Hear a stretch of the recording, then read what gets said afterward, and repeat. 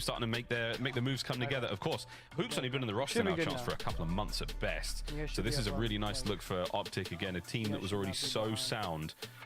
Hook's 14 objective kills as well, folks. Tyler Garland having himself a map.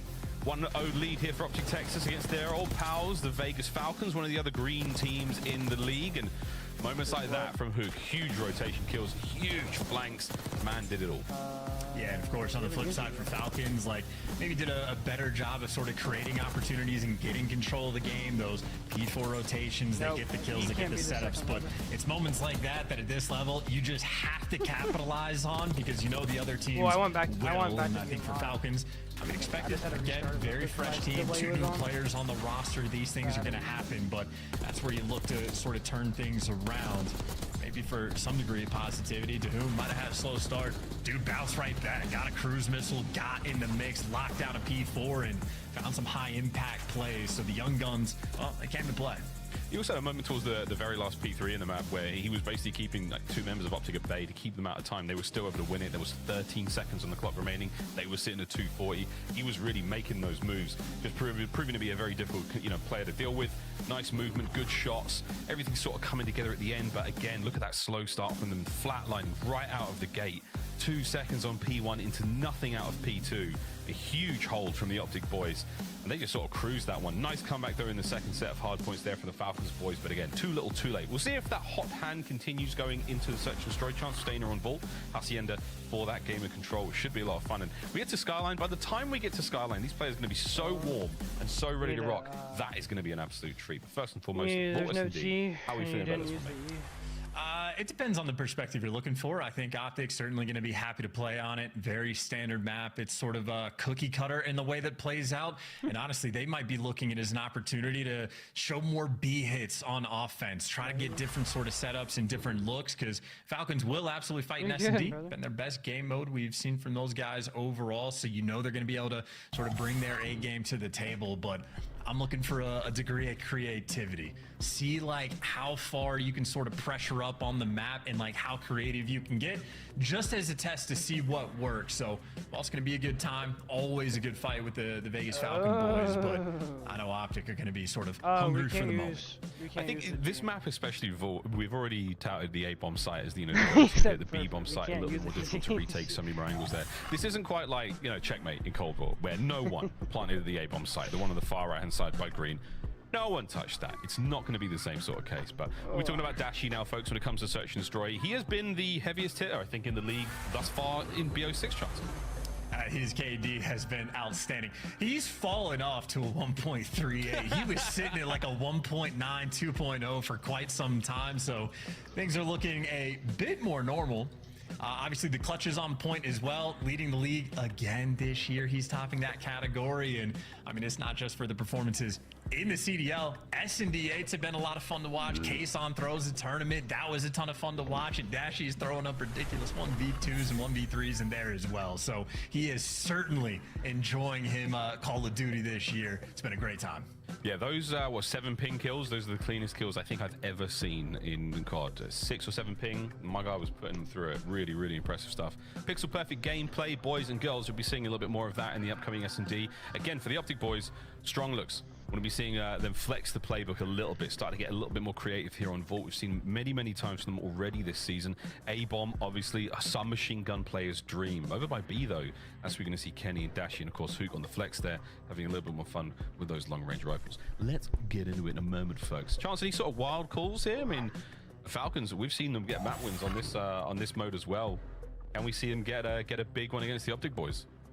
Best potential for them to do so without question, but I'll go with 6-3 Optic win. Like, there's going to be some fight, but I think they're looking very controlled. And another sort of theme for the Falcons is going to be teams' first experience playing against them versus their second. I genuinely think will be a factor. Certainly more so for the respawns, but like, you got to get a feel for the new style. It is something that has been thematic throughout Call of Duty history. When you're playing against Australians for the first time at COD Champs, those dudes were playing S&D differently back in the day, and it could catch you off guard.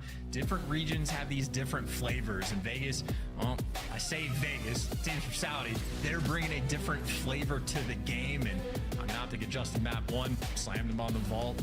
I think you try to You hear the adjust for the freaking SMD shot again, as right? well. So, I don't know. I just want to be hit, frankly, from me. Don't care. That's all I care about, Miles. It's a good chance we get it. There's a very good chance that the man on screen there might be the one to run that bomb down over towards that B side of the map. Any one of the players who typically runs the bomb there for the Optic lads. We'll see if he does that at this moment in time. No, it's gone over to Mr. Hook. Will he deliver the goods? A looks to be the target. And an explosive opener, but nobody's home just yet. Oh, wait a minute. Exnid somehow picks out Shotzzy first blood. First blood, you'll take that. Bomb is going to go down, so Optic get to test their holds. Vegas Falcons get to test their retakes, and well, Dashy's got the hallway. Kenny wins a massive one-on-one gunfight cross map as well. So the odds have been exchanged, and Dashy gives you the advantage. Not a lot of teamwork rolling through just yet. Perfect reach out. Oh, and Dahum sends it. A little bit of damage in there from Dashy, but now you've got another player to contend with. 20-odd seconds remaining here, and the Falcons are starting to take flight. They line up in the middle. No, the timing not ideal there. Kenny gives it up for a second. Oh, Hook on the wrap. We might be seeing some shenanigans here. Onto the bomb. Dahum with the quick coverage. He's got to cover a lot, and I don't know if it's going to work out. Optic Texas down a man in the round. Instant 3v4, and one of those moments for Kenny where he just catches a pick on the opposite side of the map, and that was a long-range gunfight that came through. So that's one Vegas Falcons player down. Then Dashy isolates another play in the hallway, wins a difficult gunfight, and the trades just take too much time. So especially, I mean, that's the name of the game. You get the man advantage. You gotta get the trades. ISO chows are only good when you win them. Wise words. Round 2 on its way. Falcons attack. Falcon go. Falcon punch. Falcon plant. Falcon swipe. Exnid. Ooh, stuns up Dashy. So now you're going to be on a bit of a wrap. Plenty of space here, but perfect check there from Shots. He cracks the door, checks left, slides right. Easy kill, first blood. And a much different mini-map as well. It's man advantage from Optic, and they have control of everything. Kenny backing players down. The bomb is yet to move itself out of spawn, and Dahum trying to make plays with it, but now Kenny's in a god spot. He can see the push coming, can't deal with that. Vegas Falcons want to reposition, work towards the A site, and that means you're dealing with Shotzzy. That means you're dealing with Hook and how good their coordination could be. Good luck on this one. As soon as Shotzzy get this intel, Hook's gonna pounce. Yep, they've seen him. Waiting for it. Here comes Hook. There's number 1. Oh, we're going for the AR, but he doesn't realize that player's still behind him in corridor. Dahum has up the brakes somewhat. Roxas with a tag. Roxas with a kill on a Shotzzy out of seemingly nowhere. So 25 seconds to party. Kenny turns it into a 1v2. Who can Dashy take down Dahum? Ooh, he's going for the A side as well as the Jackal, so maybe he wants to keep things up close, but just gets caught. Yeah, Optic Texas not going to let that one slip through, and maybe I want to change my 6-3 prediction there, Miles. Maybe a little bit more dominant from Optic, because this has been clean and efficient. The setup on point, I mean, you get that first blood from Shotzzy, they get all the map control, and then no mistakes made. Hook plays a corner in the middle of the map.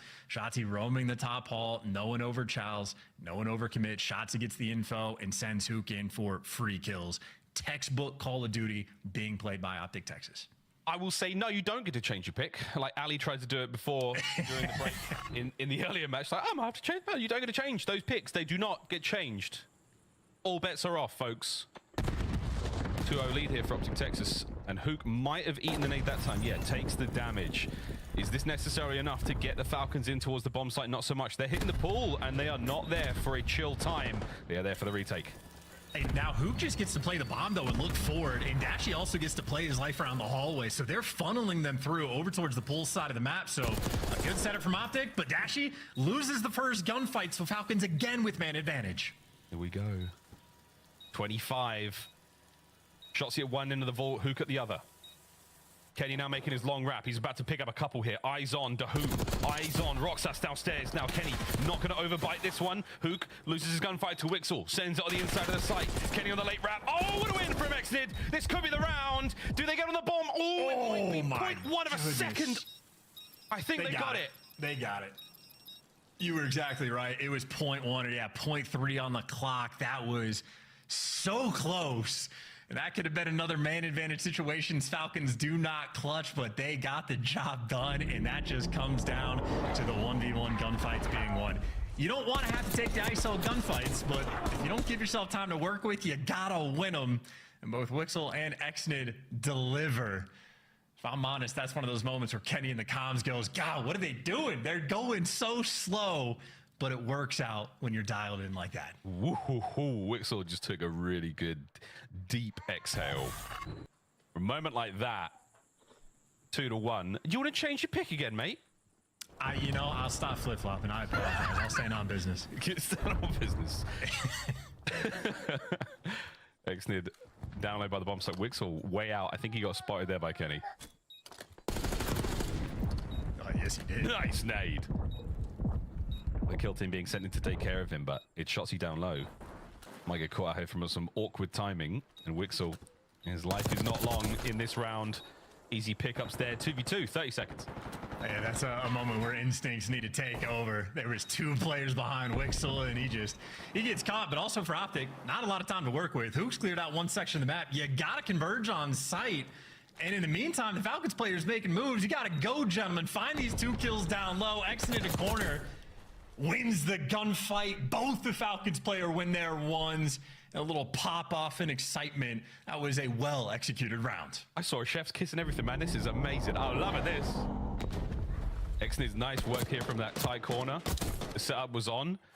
We saw, Dahum was doing laps, and Shotzi was half a step behind seeing him in nearly every engagement there. The equalizer found there by the Vegas Falcons. How far can this momentum take him? We'll see. They've been getting the man advantages too as well on the defensive end, even with the bomb plants going down. So believe in their ability, at least to find these first bloods. Optic, another standard push, attacking the A site, going through the hallways. Kenny left over towards gold to watch B Street. Dashy to protect the pool.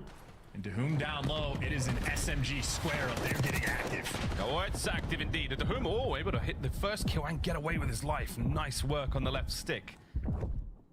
Kenny is going to run in a Roxas. Runs into nothing but trouble. 2 clean kills here for the Falcons. Kick the door into death. And they know they have the bomb down as well. Shotzi gets caught. Roxas out here making plays. It is Dashy though, but in an impossible situation with bomb down as well. Good. Can't count him out. Just let him get to work. Good. This only makes it more exciting. 35 seconds. Here comes the attack. And he was feeling it. Wixel finding the last kill there. Falcons a perfect round.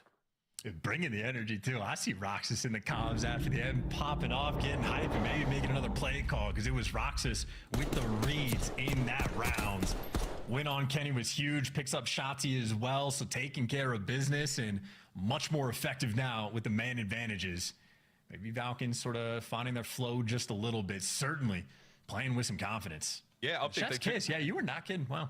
He loves it, bro. Wixel, I'm on 2 in 2 rounds now. Cooking up something special here with a lead now for the Vegas Falcons. We'll see if Optic here on defense can find any speed or surprise to catch the Falcons unaware. But right now, it looks to be good. Exnid on the approach. That's Dahum over his shoulder. Another first blood. Please go plant the bomb. Please go plant the bomb. Your teammates got an art. Move over towards that B site. Someone watch Secret. Number 5 just running past. But they get the bomb down. It took them a little bit to sort of get the situation. But now the situation is made of gold. This is the best situation you could ever be on in an attacking round. And the frag grenade explodes. Takes care of the car. Doesn't take care of any players. Chassis now. What will you do on the retake here, brother? 30 seconds. We're in the red. Kenny There's down. Nothing you can do. There's nothing. Kenny down. At great range, you pass the information over to Dashy. Can he find any kills up close? No, he cannot. Dahum with another clean one. Shotzi now forward, and another sensational round from the Vegas Falcons. I'd again talk about the play call. I have no idea who's making it, but either Wixel or Roxas was the ones being motor mouse at the start of the round, and they found the B hit that I was looking for. Perfectly played, hunted Hoog down, got everybody into position through art, pushing players past, and even Roxas being cheeky. He's overplaying gold. He leaves the top door closed. Shotzi clears it out, and he ends up behind enemy line. So might not have been the most impactful kill, but ideas being thrown out left and right. Maybe shout out Clay. Maybe. Him and Lou putting in the work, clearly. Oh, 4-2. It's been 4 straight rounds so far for the Vegas Falcons, and they've just caught wind of another player. And now, Dahum on a 4 spree. Red dots all over the place, and they're running in tandem together. A fast plant here by A, but wait a minute. Oh, Kenny, what a win. On site now for Optic players. Yep. Dashy on the back line. Catches out Xnid. Massive advantage for Optic. Supine players are impossible to spot. And by the time you kill Dashy, well, 30 seconds left to go. And Wixel and Roxas need to pull off something crazy. Well, Roxas gives you a 2v2 and Wixel gets away. Problem is, they're still running out of time. Wixel banged that door with a knife. Roxas down and out. 1v2. Less than 20 seconds to go. Wixel might be able to get at least one here off the bomb, but good luck finding shots. He was on his tail quick. Hook seals the deal. Optic finally stop that bleeding. Yeah, and you see the adjustment being made from Optic as well. It's typically been Kenny playing out towards goal. This time it's Dashy being responsible for the long line of sight. And how does Kenny want to play it? Does he play it like Dashy does by pool? Not at all. Pulls out the Jackal, gets in the mix with the boys as well. So Optic, again, on the creative front, they've shown a few different ideas with the A hits. They've been consistent on the bomb site, but they've done something different every time. So always fun to figure out what works and what doesn't. See how many tricks you can sort of add to the pile or little tweaks to any given setups.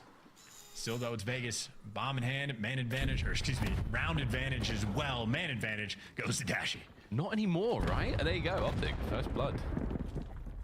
Chelsea waiting for the call from the boys. That nade is perfect. Oh, RC car eliminated. Hook from deep spawn now is going to have to make the run up towards his boys. Optic have done a lovely job here on defense, maintaining map. Vegas have got nothing to really work with. They're going to need some time to go their way, and it absolutely does. Dashy just caught in between mid and in between Hall, and got a 3v3. And coming. Plenty of time to work with. Just no space on the map. Shots, he's coming. Here he is. He's just slowly making his way down those stairs, and that's the problem. A nearly unreadable position. Talk about off angles, and then that. Obtuse, if you ask me. Man advantage still Optic. A great player came on to whom as well. Just the snap back of like, why is he doing that, brother? Like, okay. Oh. Roxas caught out. 1v2, last man. Wixel finds himself in this situation once again. And this is for the equalizer for Optic. Able to get the bomb down, but with an AR in hands, it's going to be tough. That certainly helps. Gets himself. Oh no, the sub. Kenny there with a perfect angle from top pool, just gets enough damage and a shoulder thrown, a shoulder that was his demise. Optic Texas tied up 4-4. Hello? What a search we've got here. Yeah, just another clinical round towards the end. Shout out to Dashy for giving me the first blood. And even though he does get picked and there's no immediate trade, Shotzi still in good position and keeps that man advantage flowing and perfectly played it towards the end as well.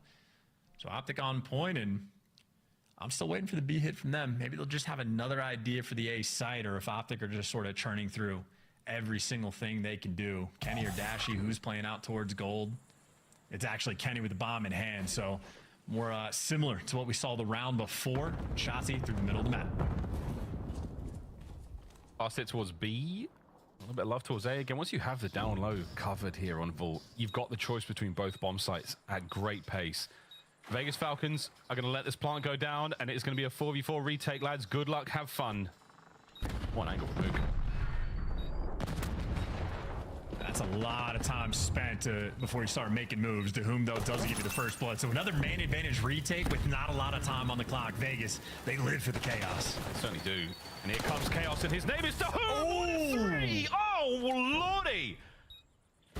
Wahali, they're on the bomb, and they're on the defuse. Can Shotzi do something unbelievable? There's the first. Oh, my word. 10 seconds. Map point, Vegas Falcons. And Dr. Dahum out here in the mix. Good Lord. And like, that was an ISO play too. He was the only guy working the flank, finds a pick, goes back through the middle of the map, and just gives you 2. So Falcons, I mean, maybe the individual prowess is going to be the difference maker for that pop-off potential. Every round they are in seems to be just so intense, but these guys live for it. They deliver. Dr. Dahum sweeps in for the 3. It would have been a fantastic 4 indeed, but he wasn't necessarily there for it. They hopped the defuse as well. Everything working out there for the Falcons. What a retake, folks. They let that bomb site go early, and they made Optic pay. Map point, an attacking round for them. Can they close it out? I mean, possibly, man. These guys are playing with passion as well. They're trying to bring the heat, bringing the car explosions, and Wixel, well, he's not going to bring anything with his life. He's going to fall, and if you're Falcons, maybe an opportunity to hunt someone else on the other side of the map. There goes Dashy, and you can get this bomb down, so you lose the first blood battle. But unfortunately, no one's here to help their boy on site, so Exited almost assuredly going to die, or World Star Shotzi. World Star Shotzi, unbelievable, 2v2. Hook now dancing. The battle down low by the bomb site could get very explosive. Roxas with the win! And that is the Falcons. They bring down Optic in the search and destroy. They start the series 1-1, and what a pop-off. How about that, dude? The passion flowing, the play calls on point, and these guys are getting active on the map. Difficult to play against, and Optic do just look a little bit stunned. Have to figure out how they just got taken a task on Vault, because things were looking good for a minute, but a collapse towards the end. We have ourselves a tied up series. Even battle so far in the CDL. Yeah, don't worry about those stats, folks. That does not reflect anything that happened in this game of 10 minutes of exciting Call of Duty. 6-4, you weren't too far off the scoreline there, brother. And now for something completely different, folks. Hacienda Control, a map and mode that gets religiously vetoed in ranked play. Let's see if it happens here today. Well, this is going to be interesting. Again, I don't think we've had a tremendous amount of success when it comes to the Falcons' chance on the map and mode, but hey, we all get to see something new today, folks. And the fact that it's Hacienda is going to be interesting because you have a lot of opportunities to create a bunch of different looks. So I think this might be two teams bringing in very different ideas. It's just going to be a battle to see what works. Spicy, spicy series, boys and girls. I'm going to have to get myself a glass of milk while the desk breaks for this one down. The guns are hot in Vegas. Well done, Falcons, as they tie up the score 1-1. But we're going to start all the way back at the beginning of this series. And name was... I wanted to get your thought. When you saw this matchup on paper, you're like, oh, we just saw this a week ago in the minor. How did you see this playing out? Yeah, I mean, honestly, I thought the map one could be close again because of just how hot the guns started on the side of Vegas Falcons in the last series that they played. And in this one, obviously, Optic get away with it, but you saw Dahum so much more comfortable throughout this one. Map number 1 puts up a ton of damage. And then in that search and destroy, which I can't wait to get to, they look damn good. Let's take a look at some of the highlights from this series. And Allie, you were saying it in the green room. The intensity is there for the Falcons. You can see it in their cameras. How was Optic playing in game 1? Optic was playing great in game number 1, and what I was so impressed with on game 1 was the fact that it was the Hoop show, and that's what we saw versus Carolina as well. When they took that map number 1 off of them during the minor, it's because Hoop was just having his way in the respawn. Unfortunately, that did not translate over to search and destroy, but for the sake of Hardpoint and Optic Texas fans, this is looking really good for your SMG duo. And I think he was watching the pre-show. He heard your comment about Pred being that guy who could take over.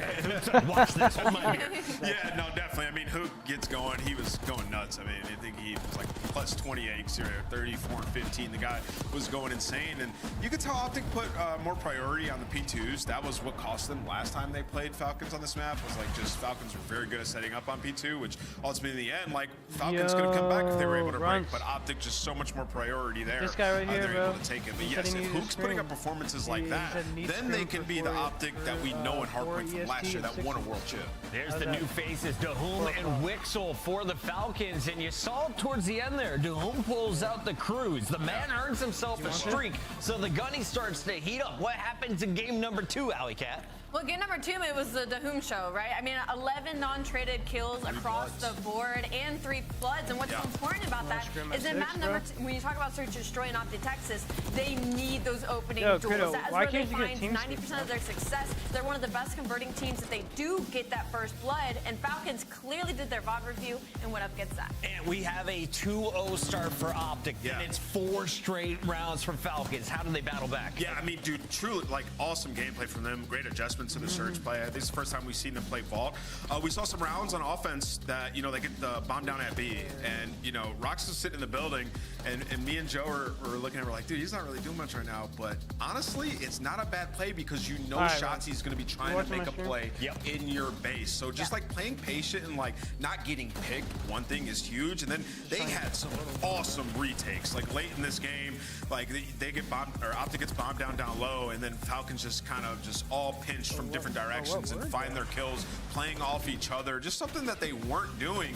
And then the ability to just actually close out a game when we get into these final rounds, like take your time and let Optic make the mistake. It's what we've been waiting for from Falcons. I think you've made a really good point there about the fact that their patience, I think, has been kind of setting them apart in these search and destroys, where usually we're watching people second guess themselves, constantly on the move, constantly watching different angles, where Falcons, they'll just kind of sit back and hold an angle for a hot minute and try to play the timing, and they did that incredibly well in the map number 2. You know what this means to the Falcons? They've been watching North American COD. They've played in Challengers. Now they get their chance to play the most popular team, and they get a map win in Search. Looking forward, can they take a control hardpoint or eventually Game 5? We've seen them come close, but it's about how they finish, man. Nameless? I mean, we've seen their skyline come down to early on. Remember, it was a map they kept on playing. This is a new roster, and I'll harp on the point once again. Dahum looks way more comfortable in this series. So if you start getting some big moments from XNID, yes, they can take another map for sure. For me, it all comes down to, are the players still jacked up? Is it still up here, or did you now crash? Miles and Chance, let's find out.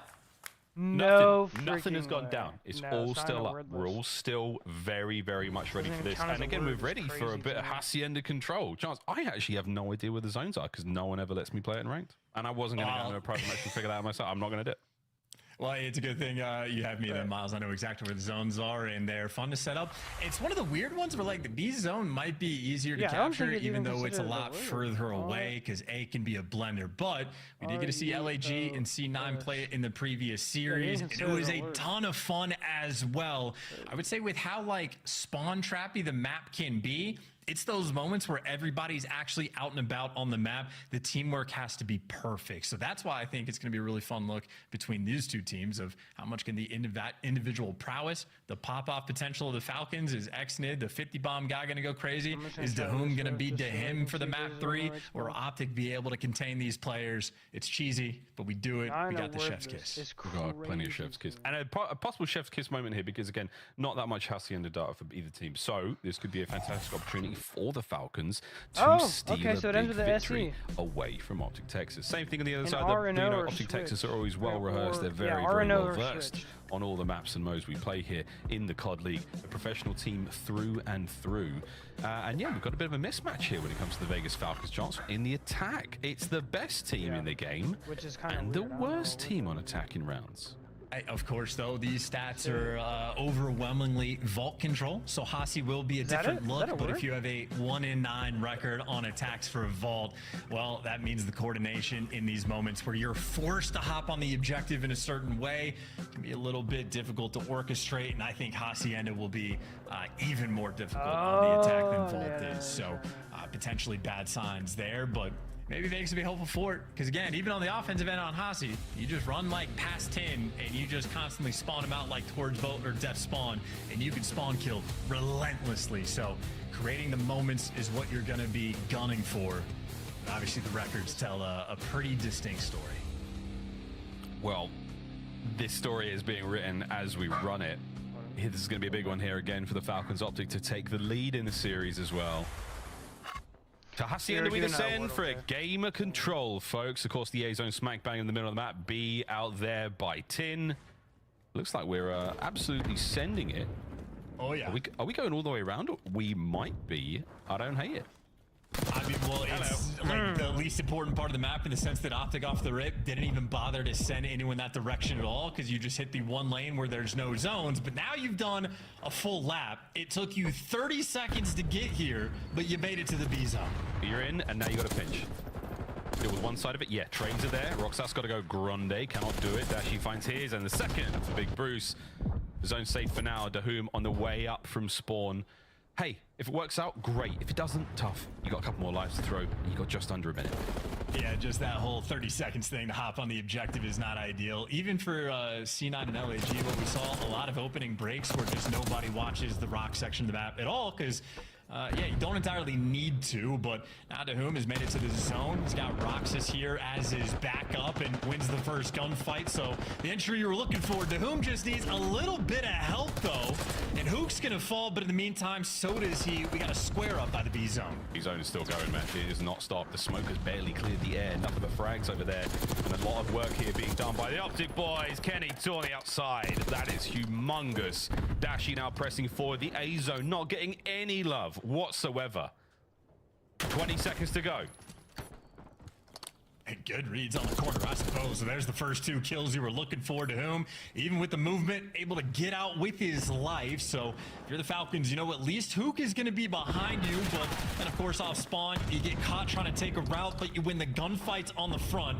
12 seconds left on the clock. Falcons have made it to the zone. Yeah, he's doing a lot of work there with the damage into Dahum as well. Now the first segment cleaned up. Nades from Shotzi unfortunately cleaned him up. And now Dahum, he and Exnid lay prone behind the safety of the trophy, and a big win out of Exnid. Second segment done. No, wait. I was about to say by himself though, and his teammate does win the gunfight up top. Plazo Exnid just wants to buy a little bit of time for Roxas to help him out, and at least Roxas covers it, so now you know where you need to look on time. And Exnid reads the outer route, but he does get traded. Optic want them off this zone. Still a battle, 5 seconds to go. Dahum sends it. No time. Doesn't hit the go button. Hungry for the push, hungry for the kill, and Optic off the point. Find themselves the time. Yeah, and just one of those moments where Kenny's looking at it, he's like, you got the kill in 10. Why aren't you challenging? You're just a little bit behind on sort of making those heads up plays. And I mean, frankly, with all how things worked out, there's 5 seconds left on the clock towards the end. If they just didn't take that opening break, maybe could have had a little bit more time to work with, because when they were just battling through the front, they put up a good fight. That is for the opening breaks to be discussed later. Optic get their attempt at offense. Well, the B zone got a lot of love there. 2 segments that will come with us into the sort of end of this map. Clear out the top side of dark, nobody home, so now we're going to make our way over towards the zone. Optic prowling the corridors. Shotzi brought down by Wixel, all 4 dead. And all 4 dead is the golden situation. Everybody sprint up, get control, trap him in there, spawn. Exnid, he's found his credit spot. He's good for 1, does get traded out, but he gets all that information. Optic flooding through towards the B side. Dahum's here for the trap. You get number 5, Wixel covering the right side as well. So this is the setup you're looking for, and that is 40 seconds burned off the game clock. Optic, no progress made. Yeah, everyone's giving the A zone, you know, a wide berth, a dirty stick, if you will. No one's going for it. Easy way to stop the clock, easy way to buy some attention here. And Dahum cleaned up off the point, Shotzi with a slow cap now. He's got Hook covering him here. I was going to say, get on the point, mate. Dive on in. Coverage there. No, not going to last much longer. Shots from Shotzi. First segment done. Yeah, no trophies though by the looks of it, so he needs his teammates to come and help him out, and Kenny is there. Fantastic pre-fire to do some damage, and Shotzi, here's the one-shot call out, and he pounces him, Kenny, and Hook. Nice little trifecta of teamwork in that moment. You keep the pressure up, you let Shotzi continue to fry. There's a 5 spree, and there should be the B zone with it.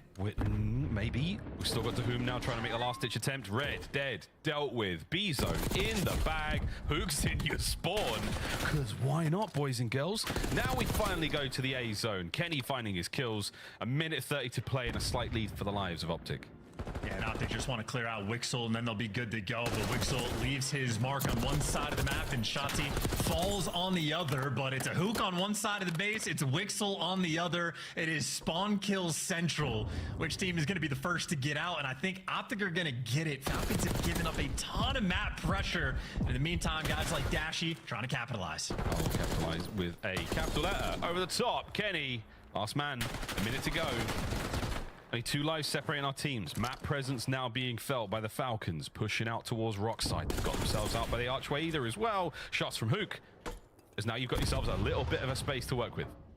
And if you're trying to learn how to play this map, if that A zone is any indication, if Hook's pulling out an aims off spawn, prepare for the range gunfights in the hallway. And it looks like Falcons came prepared, 3 down in the feed. It is only a Kenny behind you. And Exnid, his credit corners have been on point. He was ready for that flank.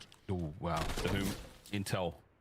Players making their way out through vines now over towards that B side of the map.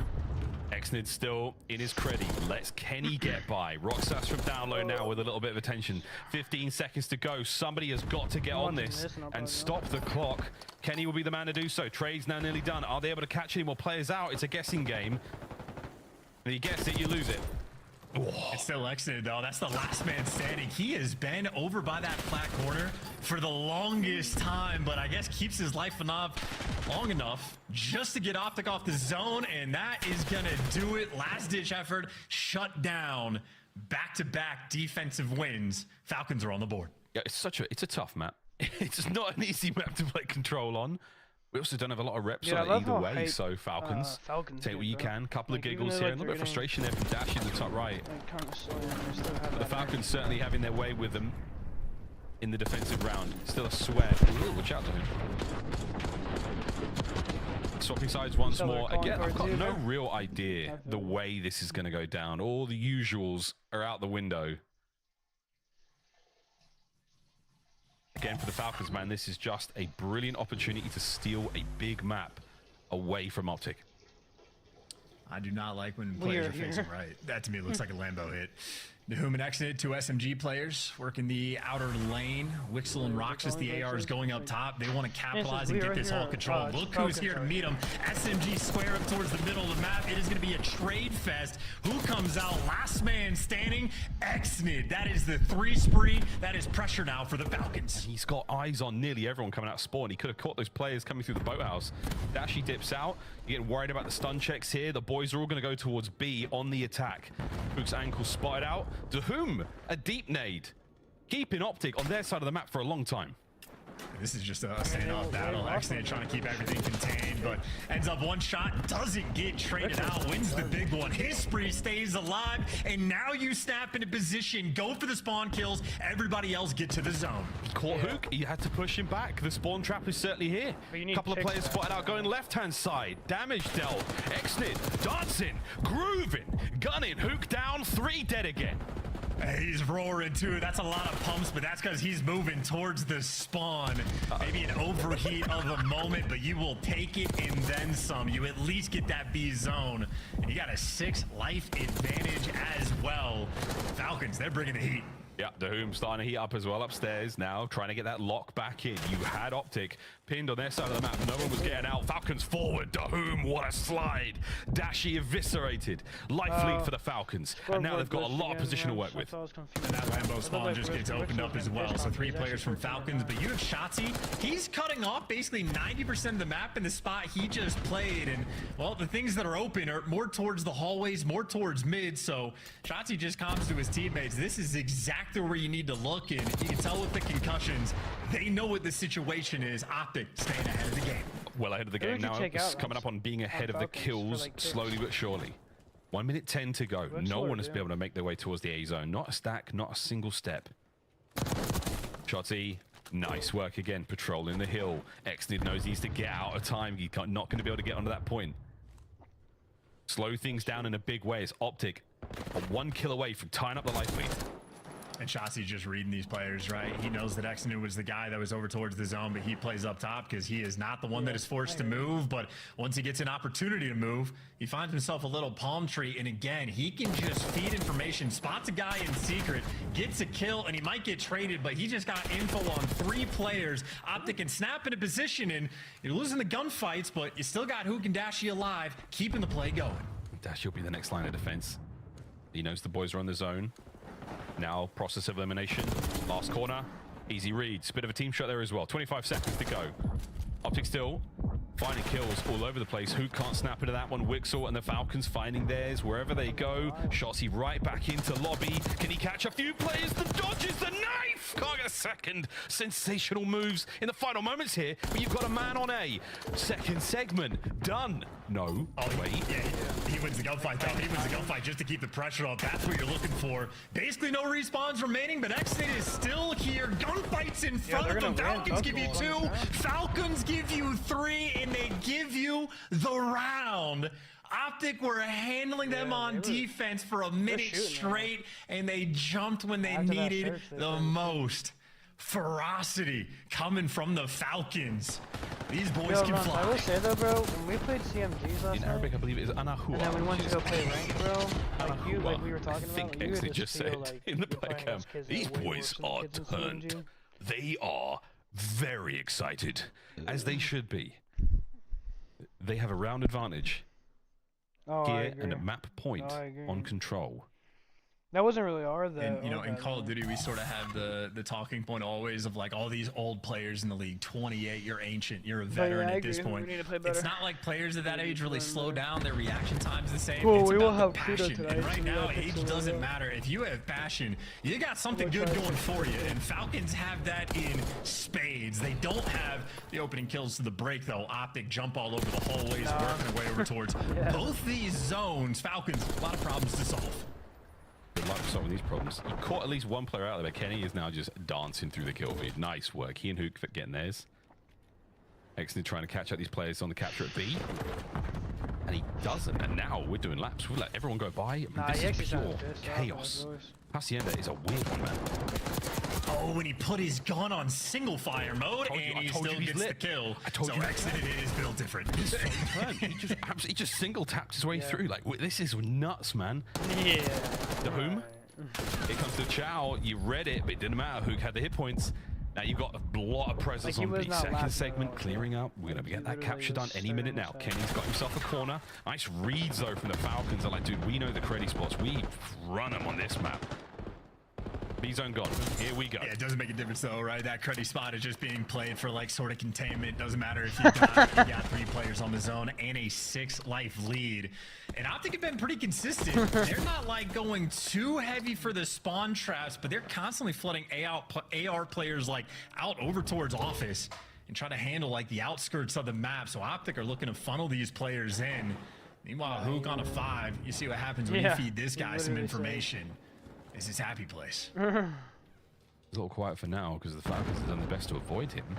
They've got options when it comes to making their way out of spawn. Good timing, good shots, great stuff. Hook, the last man alive for his team at this moment in time. So, Oh, really? Optic's attack. I mean, Hook is still on the run and he still has himself a little bit of work towards the Hellstorm. But at this moment in time, just stay alive. Wait, Yeah, who's this talking? mini map is hell though. Awkward timings going on every section of the map. Oh, Shotzi and Roxas run past each other out towards fences. Who continues just to dominate though towards I the middle know, of the that's map. why when he was saying Don't have to that, get bro, the I just hard ignored reads him, when you so snap I like ignored that. Jake, I so I was like, suppose bro. that is I a was like, why 7 the frick spree. would I He's make got an auto Shotzi on the down? zone, and Like, that's 3 I'd say down right in the to you, feed. brother, Now trust. you spawn Yeah, kill. I'd say I mean, right it to took a you, long man. time. It took a while, but you've got yourself halfway through A now. Hook lets them all through. Time to pick up the pinch. Time to get those kills. His teammates are getting traded out on the zone. You've got 2 segments done. A contest. And there we go. Shotzi's 2 might have sealed the deal. This should be round 5 on its way. Last-ditch attempt. Hook finds the kill. And that is going to be the round 5. Here we go. You get the kill, you get the cruise, you get the round 5. That is a lot of things going right from Hook. I'm assuming his comms were on point as well about all those players getting past. And Credo. I don't know if that was the intentional design to put a little bit more pressure on your teammates to deliver. Oh my just so you can play for the goodness, cruise, Credo, but if you don't well say executed anything, in bro, the I'm end, actually nonetheless, and you see Shotzi just hanging out in a corner.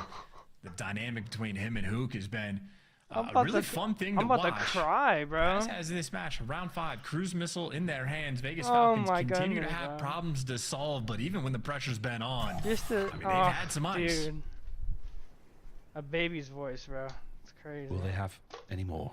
A 9 spree from Hook. We'll see this continue, presumably. Nobody home there by Rock, so we're going over to Yo, the A Credo, for the first time talk here. to and an his attacking son, round. bro. Falcons trying Talk something a little to his different, and son, it's not bro. worked out so far. Kenny's opening kill, and Hook on a You're big gonna old have wrap. to just tell his son what's the Onto problem towards with this Jay other right now, side for bro. a sec with Just- Shotzi there, takes care of the Hoom. Into Hook his back son at it real on the quick, bro. prowl. We are roaming now towards the spawn of the Falcons.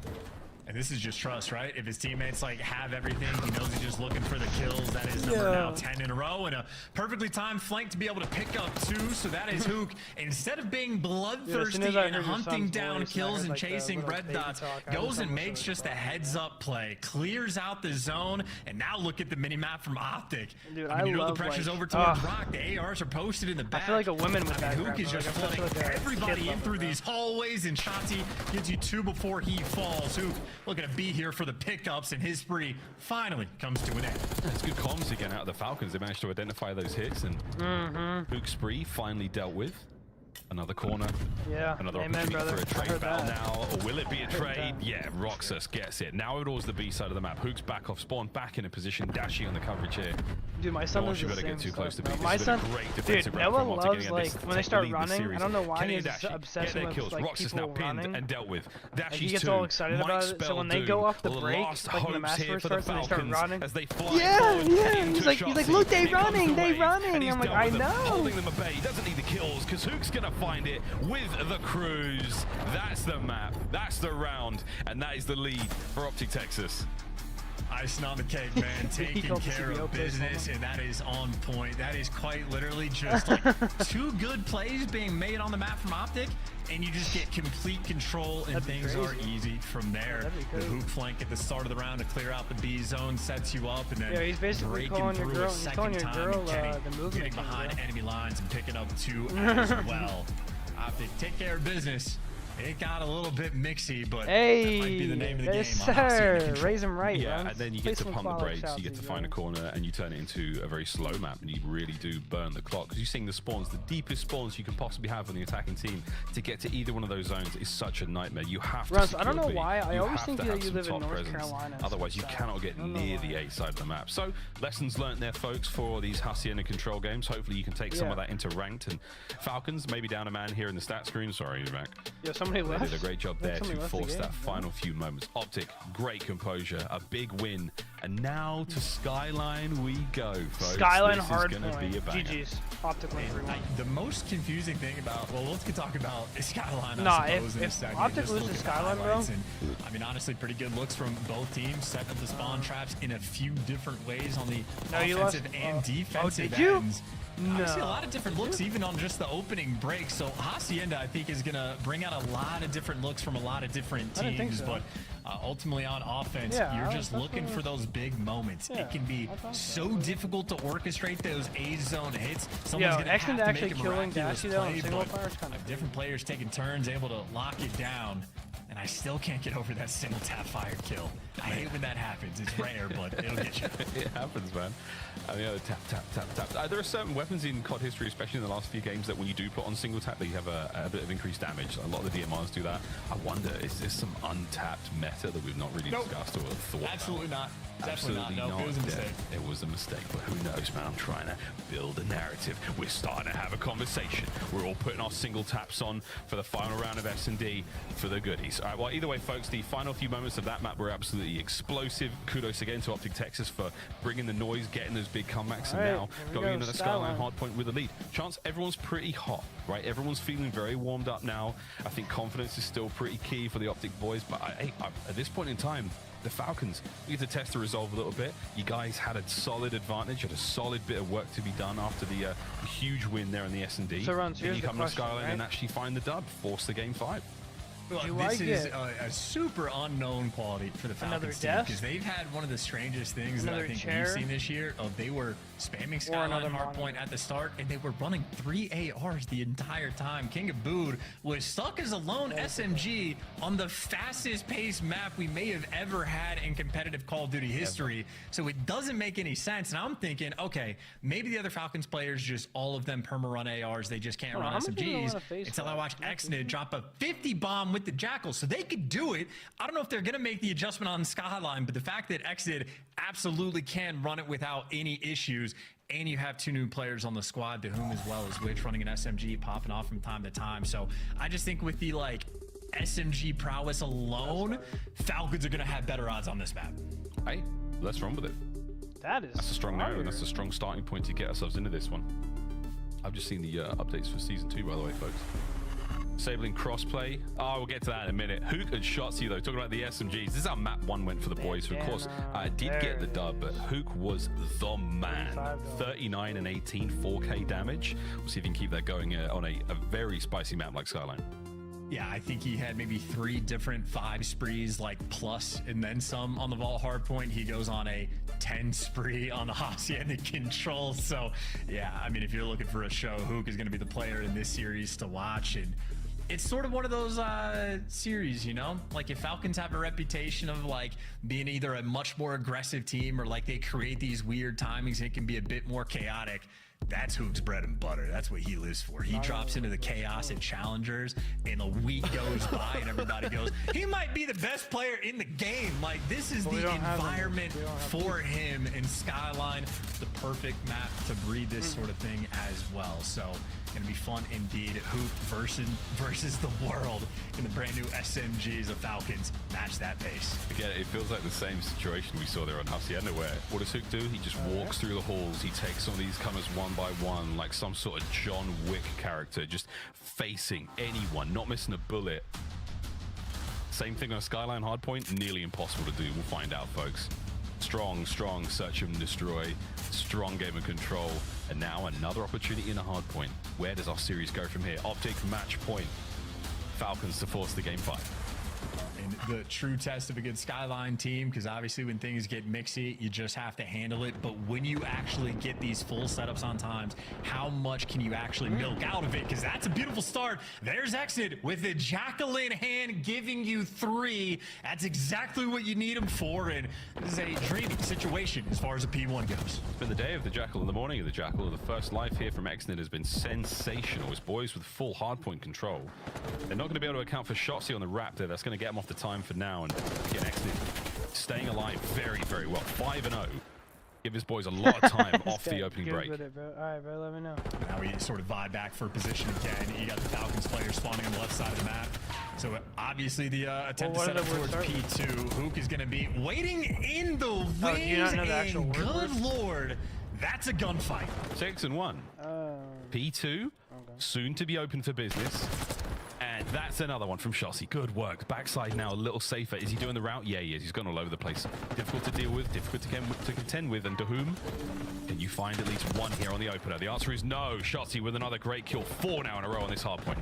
Man, shout out to Shotzi for literally doing that himself, winning his team the break. You got to keep the pressure up, though, because Exnid, maybe the heavyweight battle we're having between these two players, trying to keep things alive. The pressure through the front, though, Shotzi gonna read it. There's a 7 spree.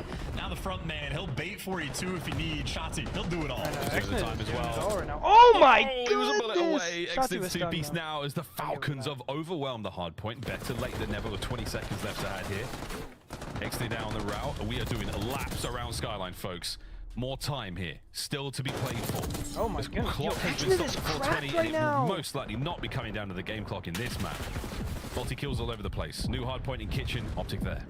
Exnid might, I mean, it's super early on. If this dude just keeps the same pace, which I expect him to do, he might break his own kill record. 13 kills for 2 hills is absurd. And this dude is obviously playing with all the confidence in the world. It's a long-awaited pinch. Does he time it out with his teammates? Maybe well enough, and there's the final one to roll through. So a little bit of pressure here for the Falcons, but they're working through the front. It is still a difficult situation. Wixel, what a kill from Dashi up close with he and Kenny. Break the hard point together. 35 seconds left on this one. Roxas off spawn. Can't get a single thing going, and Kenny, he's taking a route to pick these players up off of spawn. Exnid will be up next. Oh, look at those. Green for Optic Texas. Pressure towards the new hard point as well, and Dashi's finding the kills. Oh, this is a nightmare of a mini-map, and I think Vegas should come out on top. There you go. You got 3 players in the back, and to whom gives you the 2 kills. So I think Kenny maybe ended up on the wrong side of the map, blocking spawns when he didn't want to, but something slipped through. But these are the Skyline moments I'm talking about. When you get a full setup around P4, how much time he runs. I don't mind what Kenny did there, but if he's gonna do that, then Dashi needs to be sitting back by Umbrella. Exceptional shots from Dashi to pick him off the back patio there. So now you go right into it. Hook's looking for an angle, looking for a route here. Because Dashy's trying to chow out in the wide open. What a coverage from Wixel across the map. He's got himself the top catwalk. Dashing out forward. Can he peel the hoop? No, he can't. He gets washed from the bathtub. 40 seconds to go here, and nice work from Shotzzy. You get him off the time for a second. Counter-attack opportunity here, and the minimap is absolute pandemonium. It's white and green all over the place. Hook snipes his way through. Dahoom up next. Might be able to get one. There's no way he gets two. As Hook's there for the point, Optic with a break.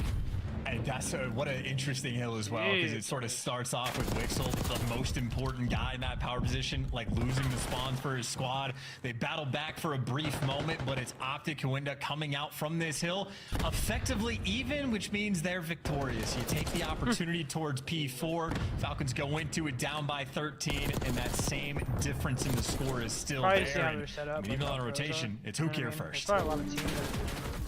Roxas, he and Exner now trying to make entry towards the hard point. You can see from the sky view there's a lot of space here in this hard point, but that's a clean 4 down from Optic Texas. See where the white arrows were there from the Falcons, trying to get a cheeky contest. Shotzzy says, no thanks, lads. Instant kill, instant nade over towards the top AC hop. As Dashy and P2 now doing what he can hold on this side of the map. It's only him as he battles the world. For sure. Tough spawns to read as well, but this is a good look at what an AR player has to do when you're losing the gunfights. You care so much more about the spawns. You gotta stay alive, but no, eventually it is just overwhelming. You're like, too many Falcons players near the zone, and we'll see how long they last for. Exnid continues his prowess. He's got 18 so far, and Falcons maybe lose out on a little bit of P1 scrap time, but 3 players set up in and around P2. Another opportunity to get some big points. Beautiful work. Shotzzy from the zip, straight into the feed. Nice shots there from the hip. Is he going to go for the second? No, easy reads. Seeing his boys. Whoa, absolute turn. Tries to shoot his teammates in the back. I've done that many, many times. Shotzzy, easy read on a Wixel. Now trying to catch these players out towards New as well, but oh my word, the timing. He versus Exnid. An easy one. Beautiful stuff there from Optic Texas. Still holding on. Vegas Falcons now. Duolingo at the ready, folks. Let's go for listening. كيتش صام كيتشن واحد قدم يمين واحد قدم العب العب سوي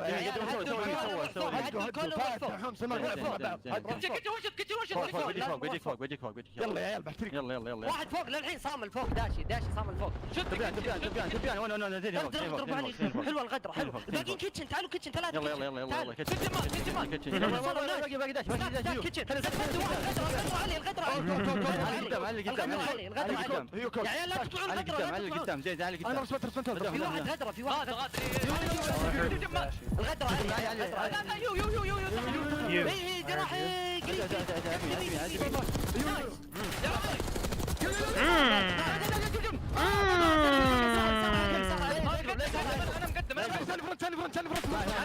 Yeah, imagine cursing somebody out.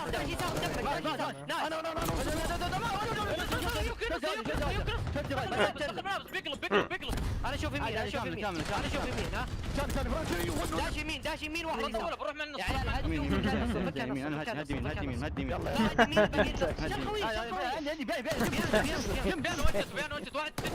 انا اشوف بيان وراك جسر ثاني جسر بيانو ماسكين حدين اي فوق وان شوت يمين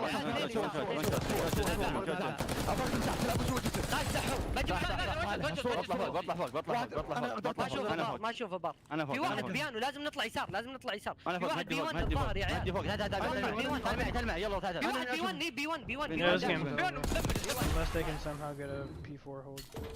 Not a word, but I did hear a lot of mid, and I did hear a lot of gym. So some English now creeping into the Falcons vocabulary when it comes to COD callouts, folks. I'm seeing a lot of pumps, Chance. A lot of pumps. Yeah, listen, man, I'm worried Sid might have opened up a old can of worms, as it were, but not my job to figure that one out. My job is to call the game, and Optic making my job very easy. 80-point lead. They have dominated P3. They have dominated this rotation, and the P4 hold thus far has been perfect. Dahoom looking to be the entry man. You slide into death. Your boy's not quite there for the trades. Or maybe Roxas is.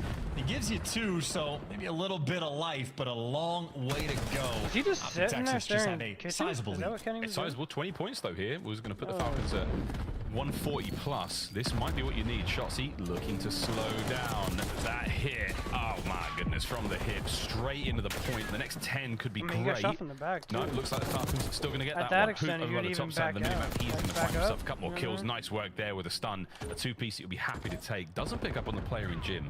So again, absolute madness here on Skyline. And Accident does get traded, so the one player that sort of slipped through Dude, does Accident get needs cleaned help, up, brother. and this is efficient work.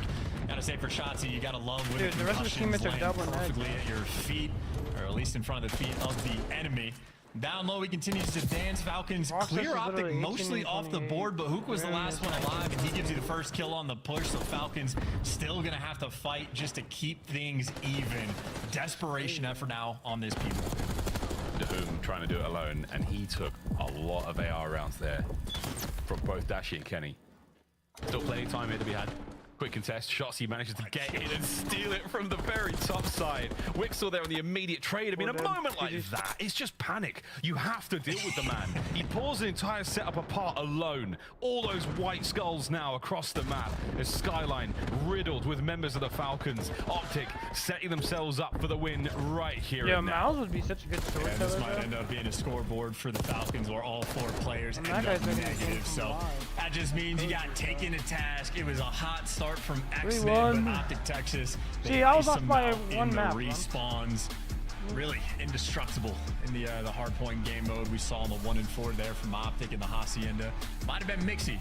That final defense was as good as it is Take going to credit get to actually there from back edge, Optic. So maybe just talk over the vault S&D, figure out the 1 or 2 rounds that didn't go well. How do they keep clutching when we're getting these bomb plants down? But other than that, efficient series coming out from Optic Texas. They continue to improve their record, add 10 extra CDL points to the pile.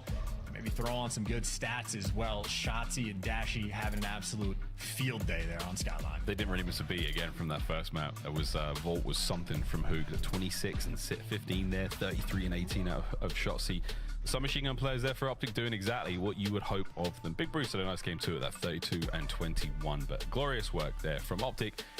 Handle business as usual. This time though, a far closer hard point. Again, it feels like the staying power there from the Falcons boys ran out on the second set. Things were looking good and they just could not keep pace. A very, very clear differential there in our second set of hard points. Towards the end of third, just getting flatlining a little bit. But there we go, folks. That's the series. Optic, 10 more points. The Falcons, a lot of good looks there. And again, the S&D outside of that, nice stuff on the control. Hacienda, I mean, how many more Haciendas are we going to see in the season? I don't know, folks. You never know. You never know. I didn't think we were going to see that many Fortress controls in the MW2 season. And after a while, it basically became the only thing we played. Who knows, boys and girls? You know who does know? The desk. I definitely know. Definitely know. Definitely don't know. Wow, that series way closer than we expected at the start. Optic showing though why they were the favorite towards the end. Allie, where do you want to start? There's just so many places to start. I guess we should start congratulating Optic for winning this series. It was expected. They pulled it out. The S&D was a little bit rough, and the control got a little scary, but the respawn saved them in the end. All right, Nameless, let's talk about why that control was tight, because we saw S&D some strong chows later on, slaying bro. from the Falcons today. I think that's one of my takeaways, at least from this guy. Everybody put up Yeah, 5 we saw credits, and bro. Exton made a huge play on their offensive round win. That was kind of a shocker. You know, he gets through, looked like Optic had map control shots. He had just finished wreaking havoc in their base, and he gets onto the point, and they end up clutching up that round. I thought for a moment there, like, we were going to be seeing a Game 5 Falcons and Optic series, but, you know, they end up closing it out in the control, and then we get to this hardpoint Skyline, where we've seen a decent amount of reps of the Vegas organization, not this exact roster, and, you know, it was pretty neck and neck, as you can see right here. Like, it got pretty close, and there's just a P2 to P3 rotation at the end that, like, Falcons just kind of blew. That's, like, where you can snowball a bunch of points. That's kind of what Optic did. They were able to blow the game open right here, as you see on your screen, get a good setup, and the Falcons just never able to regroup. You have to, like, there's so many small situations in those fights where, like, okay, we gotta wrap, we gotta get hot tub, and then we have to flip the spawns and then break, right? So there's a lot of steps, small moves that need to be made, and it just wasn't happening for them, not able to coordinate on this Skyline. But definitely some strides and progress made from Falcons this series. Yeah, it's unfortunate. I like Skyline for Falcons because they play very fundamentally sound on hardpoint. Their biggest disparity is usually in the slaying department. Up against a team like Optic Texas, though, they can't really allow it into a series because even if your fundamental and your foundation is there, if you have only one player slaying, even if that cancels out Shotzi, you're worrying about Hook, Dashy, Kenny. So maybe next time omit Skyline hardpoint from series against top teams like this. Looking stronger, but it's still Optic's game. They take this one 3-1. They also take home our Scuff Play of the Game honors. It belongs to the one and only Hook. Pred's replacement coming in a game one. He made his impact felt. Look at this 8-1 start.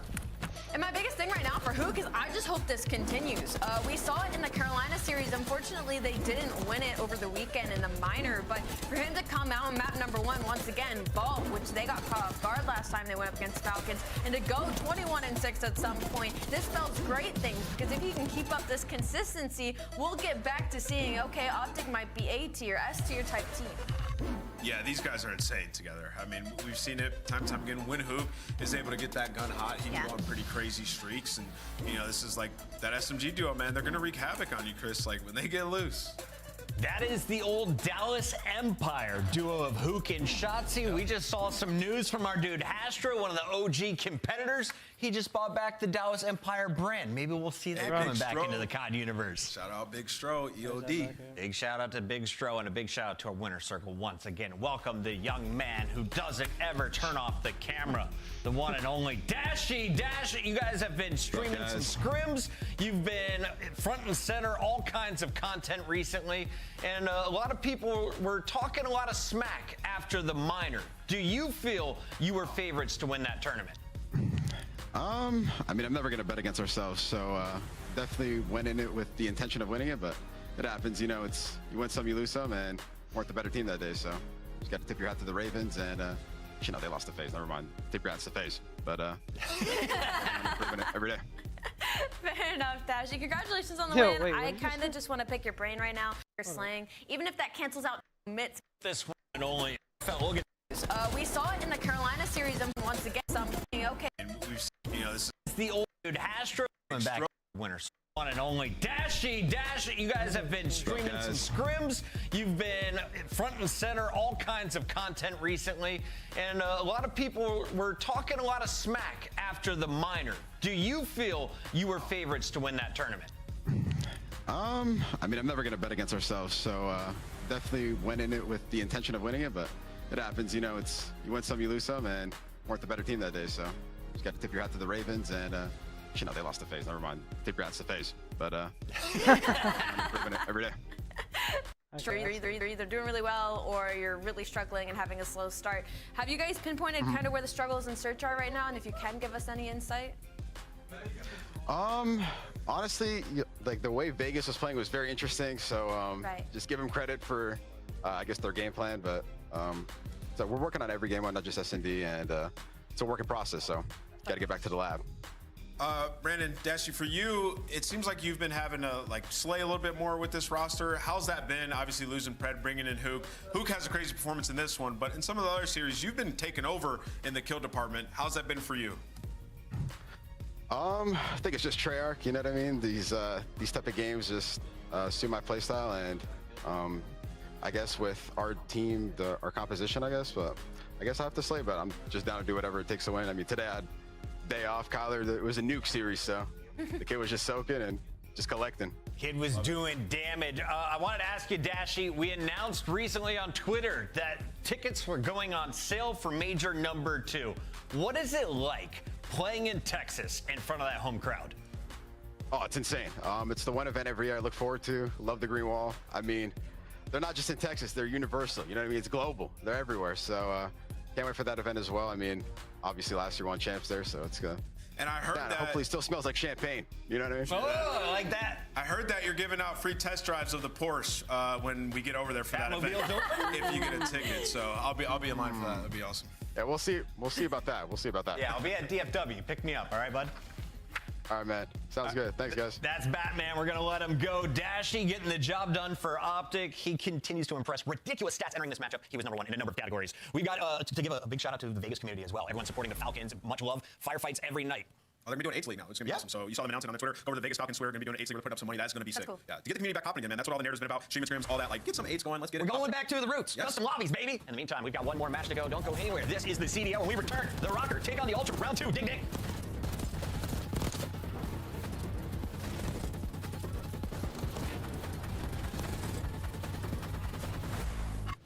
Upgrade your game with the Scuff, the official controller of the Call of Duty League. The Esports World Cup is an official partner of the Call of Duty League.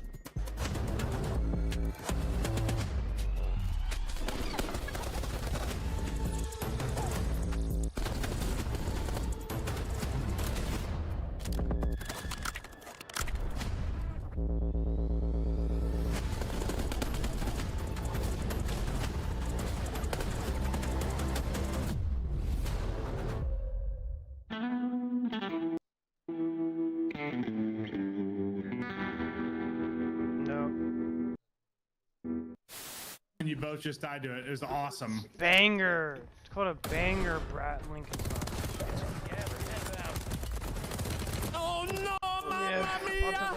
Oh my god! Yeah, look at my pick 'em zone. Oh my god! Oh no! Wow. You are him. Oh. Oh no! Yeah, it was pros. Yeah, perfect. Can't win it on the point. Scrap and the boys get it done. Back on the f***ing desk, Clay. Back on the f***ing desk. You're f***ing dog shit, kid. How did All right, hey chat, watch this. All right, we gotta just go play the game. Let's take a look at this bad. Nice, I'm in the game. Yo, CDL 2024. Yo, this is fire. This is fire. Oh. Yeah, This next is fire, Pete. Toronto Hold versus up. Rocker. What do you CDL got, champ and the shit. Come on, now. That shit clean, bro. This kind of clean. Yeah. Yo, that's aura, bro. Come on, now. Then Genesee. Control this while it's ready. At least let him know. Oh yeah, I forgot. I think that side. Nate hit one a couple times and stunned mid cut. What am I doing, bro? One guy's Yo, and what? Yeah, does this?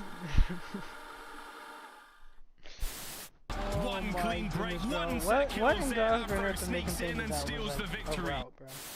We gotta find him. You got his smokes. If you're a little weak. Run the outside. He's running the outside. It's Eddie. It's right. Close. Let's go, baby! Come on!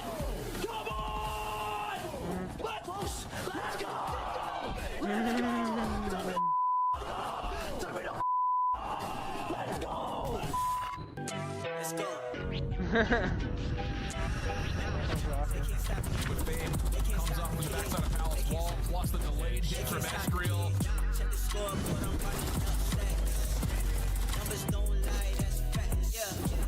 Dude, I need a Rio rematch. Gio, my God, is his hot point. Oh, Nero gets a double over the middle of the map. Has one. Oh, Nero, hello. How about the full team wipe from Nero? So then Treyarch made those maps and such and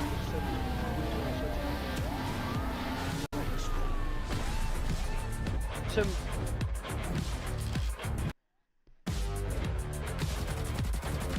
are they actually?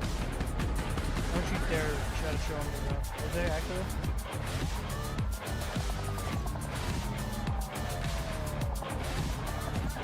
Slums is supposed to be in this too. I'm supposed to be coming in. It fit the movement too.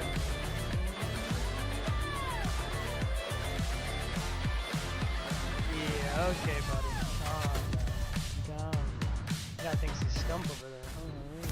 Phase runs. Welcome back, everybody. Toronto Ultra, host of the first major in Madrid, taking the stage as they take on Minnesota Rocker. We welcome you back. They put you as your. Nameless. We on the saw sub, this showdown 1 week ago. It was supposed to be Toronto clearly making it through the bracket. We were going to look really smart. Nameless called the upset. Yeah. And then he looked very, very intelligent after the half. Yeah, I mean, I was worried, you know, after the first 2 maps, right? Obviously, Toronto looked really, really good. And then we get to the control, and they look good once again. But they didn't call the streak in, and it was a grave mistake because they lose that map and then get reverse swept Minnesota. We know how good they are in Game 5s. They're 4-1 in Game 5. It's been unbelievable for them so far the year. Let's take a look at this Ultra squad and, of course, talk about their competitors here. Toronto, the Squirrels. Furious in previous titles. They lose Scrap, their star player. They bring in Joe Deceives. They bring in Beams.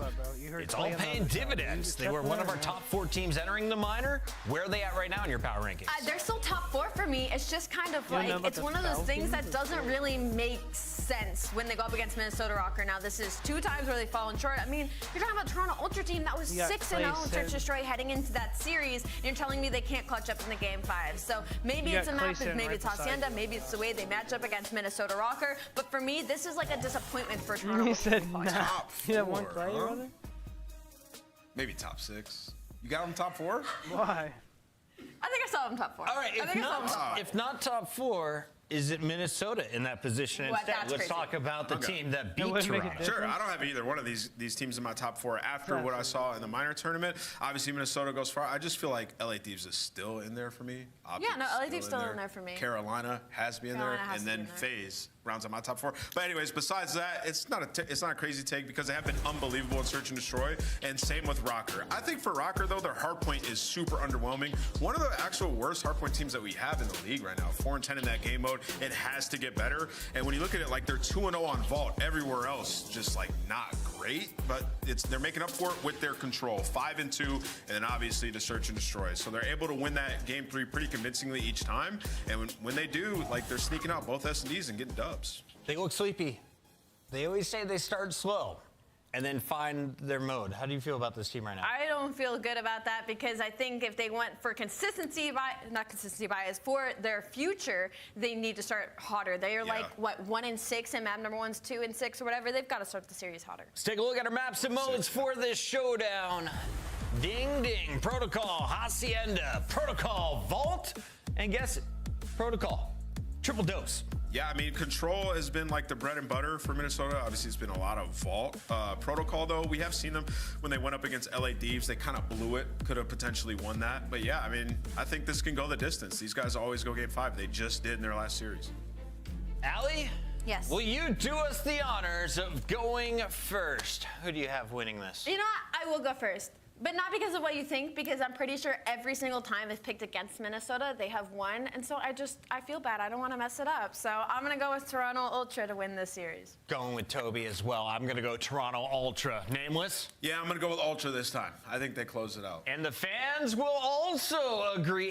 18-8. Not bad, fans. Maven and Merc, how do you see this playing out? Well, we have a lot of the same maps. I said to you, I was like, I bet the search has changed because they were both blowouts. Remember, like it was a 6-1 game 2, it was 6-3 game 5, and like they both look.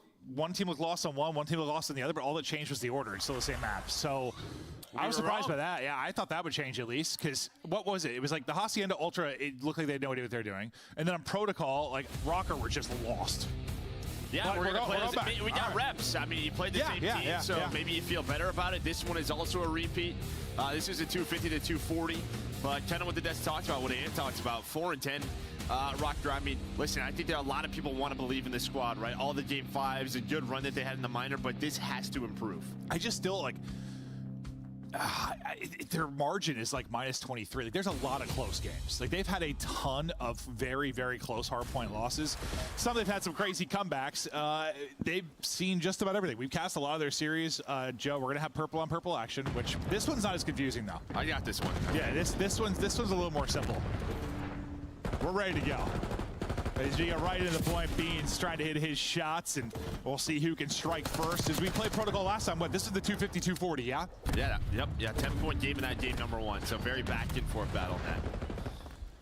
We'll see if that'll be the same case here. Ultra, such a hot start last time, but that changes a lot, right? If that map 1 doesn't go that way.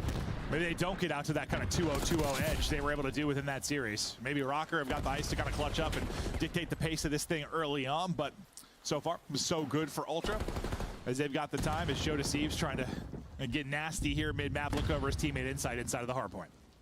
Yeah, just controlling this P1. And, you know, one of the things with FaZe and winning the minor, they played a lot of protocol. And one thing they were just so good at was finding a lot of time there at the P1. So a nice start there for Ultra. Trying to find that success, flip the spawns, control the middle of the map, force them to either have to take a long route towards that bottom side, or go through the middle of the map where you hopefully have Insight watching over that, but that'll open things up as Geo finds a nice two-piece with the AR, able to connect, but you still have Kleenex and Beans near the point. Beans drops. Got a 2-on-2 around the point. We saw over to Kleenex, who very weak inside, trying to get back to full health. Joe Deceives, though, lining him up as he takes down 2. Still only 6 points on the board for Rocker. But they're really setting up on the left side of the map, making sure they have spawns. This is where they want to start to answer back. You know, they've done some heavy rotating here to try and get set up, but you'd love to not give up way more ads clean than time to you Ultra. do. You'd like Here's to how you can block them success, for at least free. the This contest is part of pop, things. and it blocks ads Here, right? There's everywhere you still go 15 seconds online. left or It's so. super Now easy to 10. download They're and trying to install, put the and map once is it's up and Ultras. running, Kleenex it gets shields you active, from they see invasive 7 ads that are spawn out. That's constantly just not what you bombarding. want to die. Even when It's you like, don't yeah, realize they it. did And that's a not great even the best job, part. but now I you will see actually Beam pay spawns you for towards the the back ads you left. do see. So if Maybe one they're going does to try to come up, hunt him down. I you don't think actually Ultra are getting expect this. There's no way to. And there we go. Beans is going to find him. So now this gets interesting. This Minnesota Rocker still locking down the middle of the map, but those spawns are going to be deep for Rocker. Or are they? It'd be right next to Okay, Beans. never mind. I think it's like right as he pushed up the left side steps, that spawn came in, so he's still going to get in the back. A little bit of a blessing there for Rocker. Because, you know, sometimes it takes one person in the back, 3 people hitting the front, and chaos ensues kind of from that point forward. It can be so difficult to deal with, but kind of get blessed with the timing of the spawn. You're still fighting inside. This is the exact answer they really needed to have here. It looked a little bit sketchy at first, but they've turned this into some great time. They only had 6 points on the board before they went into this. They'll likely turn this into 30 or 40 seconds, but hold up. Maybe Joe Deceives can make the play. He does. Joe Deceives gets both and suddenly breaks up when I was breaking down. Well, the best thing about this, right, he finds the multi-kill, gets the rest of the time, but this just allows a clean rotation. Yeah, his teammates are just hanging out, throwing some shoulders. You have trophies down already at the money hill. So not only is it pressure, it's also just allowing so much room for your teammates to work with. Yeah, I thought he was getting 1. Somehow walked away with 3 during that little sequence. So big plays from Joe Deceives and sets up Toronto Ultra here. Now to lock it down. Joe Deceives leading the way with 12 kills in the lobby. But it's inside POV for now. I thought a nice snap for a second, but Nero had his number. They are able to drop him. It's a multi-kill from Nero, answered by a multi-kill from Beans. But as the last person stands, it's going to be Geo inside. So you've got a presence here quickly. And then Geo kills 3. He's on 4 in a row. So Geo wipes out the entire team. And you don't get a break here often at 4, but you get a break there. No, it comes down to that 1 versus 1. And then Geo just ready for the next players from Ultra. And sometimes in this Rocker team, it just takes a play like this to get him going, to get them going. But Geo's going to need some help. He ends up on 6 in a row. Ultra get right back in. No, you've said it many times. It seems like this team, with so many like kind of streaky players, one of them gets hot and then like the whole team like elevates with it. Just one moment they're all roaring, they really feed off each other well. Like the energy, the playmaking ability, whatever it is. But yeah, you nailed it. One big play, it's like, oh, here go Rocker. Yeah, we'll see if the rest of the team can get going now as we head back towards P1, and that will be a 4 dead. Again, Geo with another double. I said Joe Deceives was leading the way with 12. It's like 45 seconds later, and Geo's on 19. Bro, guy takes over. Certainly did it. Now you're starting to earn some of this time, starting to control the map a bit. You see Joe Deceives going to have to go a long round underground to try to flank all the way through. Kleenex is trying to hit through the middle, but maybe now, like kind of like we talked about, Nero gets going, but it's Joe Deceives. The long route pays off. Another big multi-kill from him. Only 15 seconds or so remaining here, but we'll see what amount of that time you can get. Well, you've got them spawning out deep left, so you're in a good position for next. P1 and P2 is where Ultra were able to do so much damage the first rotation through. We'll see if they can do a bit more of that. His teammates are finding all the kills around him, making it easy for Joe Deceives. He takes his one-on-one towards the point. Now we focus on our next hard point. What are you seeing on the minimap, Joe? Yeah, I mean, you got a nice setup here for Ultra. Joe trying to get the spawn kills. Tough gunfight, but quickly come Rocker as well. They're going to get right through the middle of the map, but some nice kills from Beans and Inside, maybe to slow things down. You get a bit of a split spawn here. Oh, yeah. Yeah, Kleenex is going to get a couple of freebies as well. Now there's just 2 players left for Rocker to lock this down. Let's say, based on where Estrel spawned, they are not thinking he spawned back there whatsoever. You're still at least able to have a presence here. You're doing a good job fighting this around the point. Ultra still the team to pick up the time, trying to push over through mid. That'll be number 5. That'll be Paul X is trying to look for the plays on rotation. 2 people from Ultra did spawn up deep towards next. He's going to be a sea of players, that number 5 in Paul X.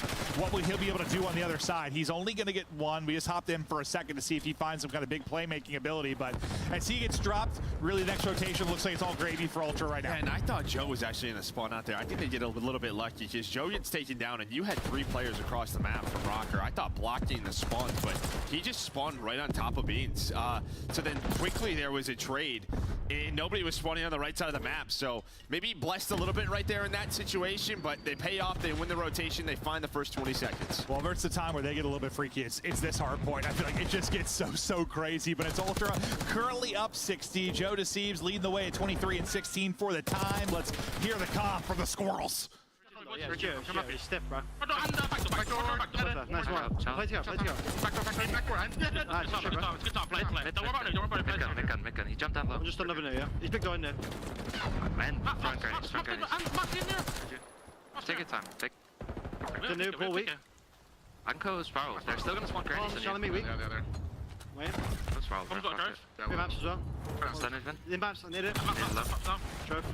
I was pinch. Big door. Just stay up then. Oh, big door got me. He's on comms. On the maps. What's your spiral, bro? I'm going there, okay? Could be on mid gun, careful. One could be low, bro. Yeah, one's gonna push up left somewhere. Not mid gun. Low dead. I'm checking P2 for you guys. I'm pinching maps. Go P2. Another P2. You hear me? Yeah, I'm big door. Max shot. I'm one shot. Watch out, I'm big door. Close right. Backside. I'm spinning. Middle. What's your spiral? He maps. Big door already. Astro, in. Backside. Close left when you slide it. Hang on, there's one back first, though. Okay, it's one of trips. It's a play kind of. Oh, he's MP1. Pal, MP1. Paul. Near weak, sure.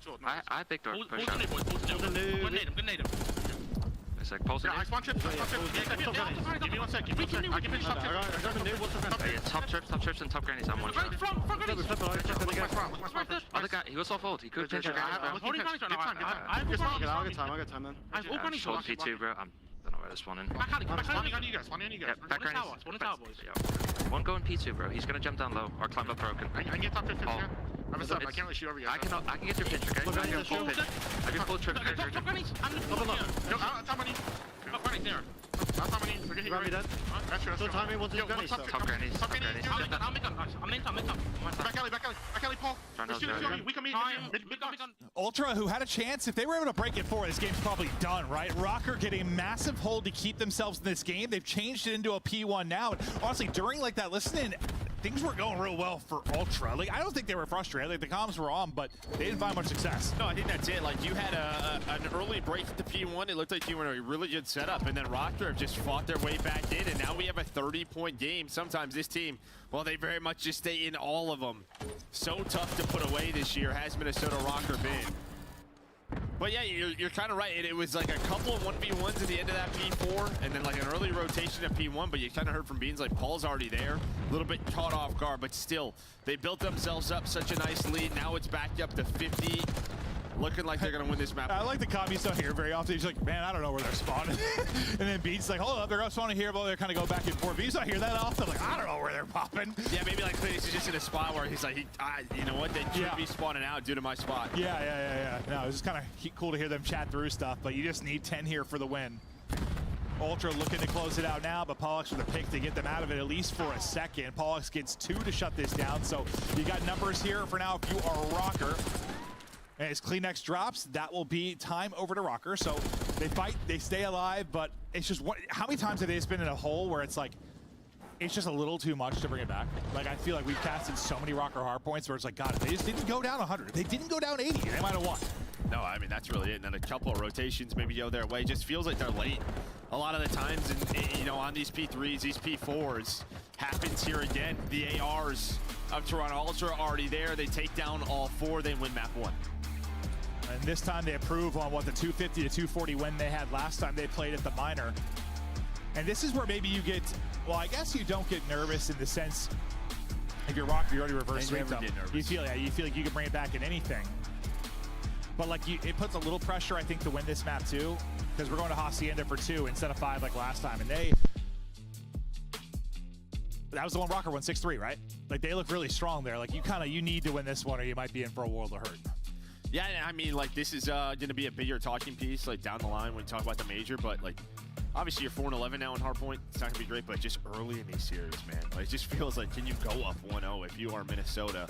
Just not always being in a tough spot. No, because we, it's a stat I haven't really thought about for a long time. It's something as a commentator I used to bring up a lot more back in the day. Like, I've been doing this a long time, but I used to always mention, like, typically, like, the win rate after winning a map 1, like, for a lot of teams, it was around, like, 90%, like, overall for the league. Like, back at 85, 90%, which is very, very good.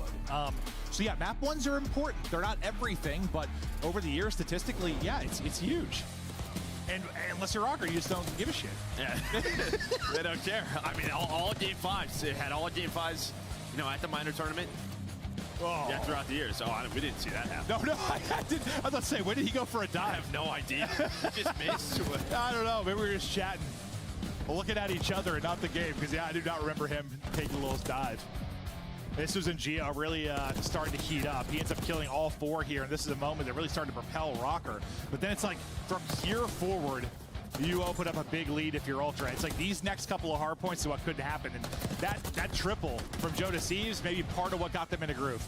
Yeah, and again, I thought, like, right prior to this, I thought Joe was going to spawn out, but he ends up spawning towards the back. And I thought Minnesota maybe would have had a chance at that P3. But honestly, these P3s might have been the difference maker in the map. Just like how late Minnesota was, or when they were in position, they die at around 10 seconds left at that hill to give Ultra control. It's like sometimes I get it in the sense I feel like you get, I don't know, sort of lulled into, like, P3 is so scrappy most of the time, right?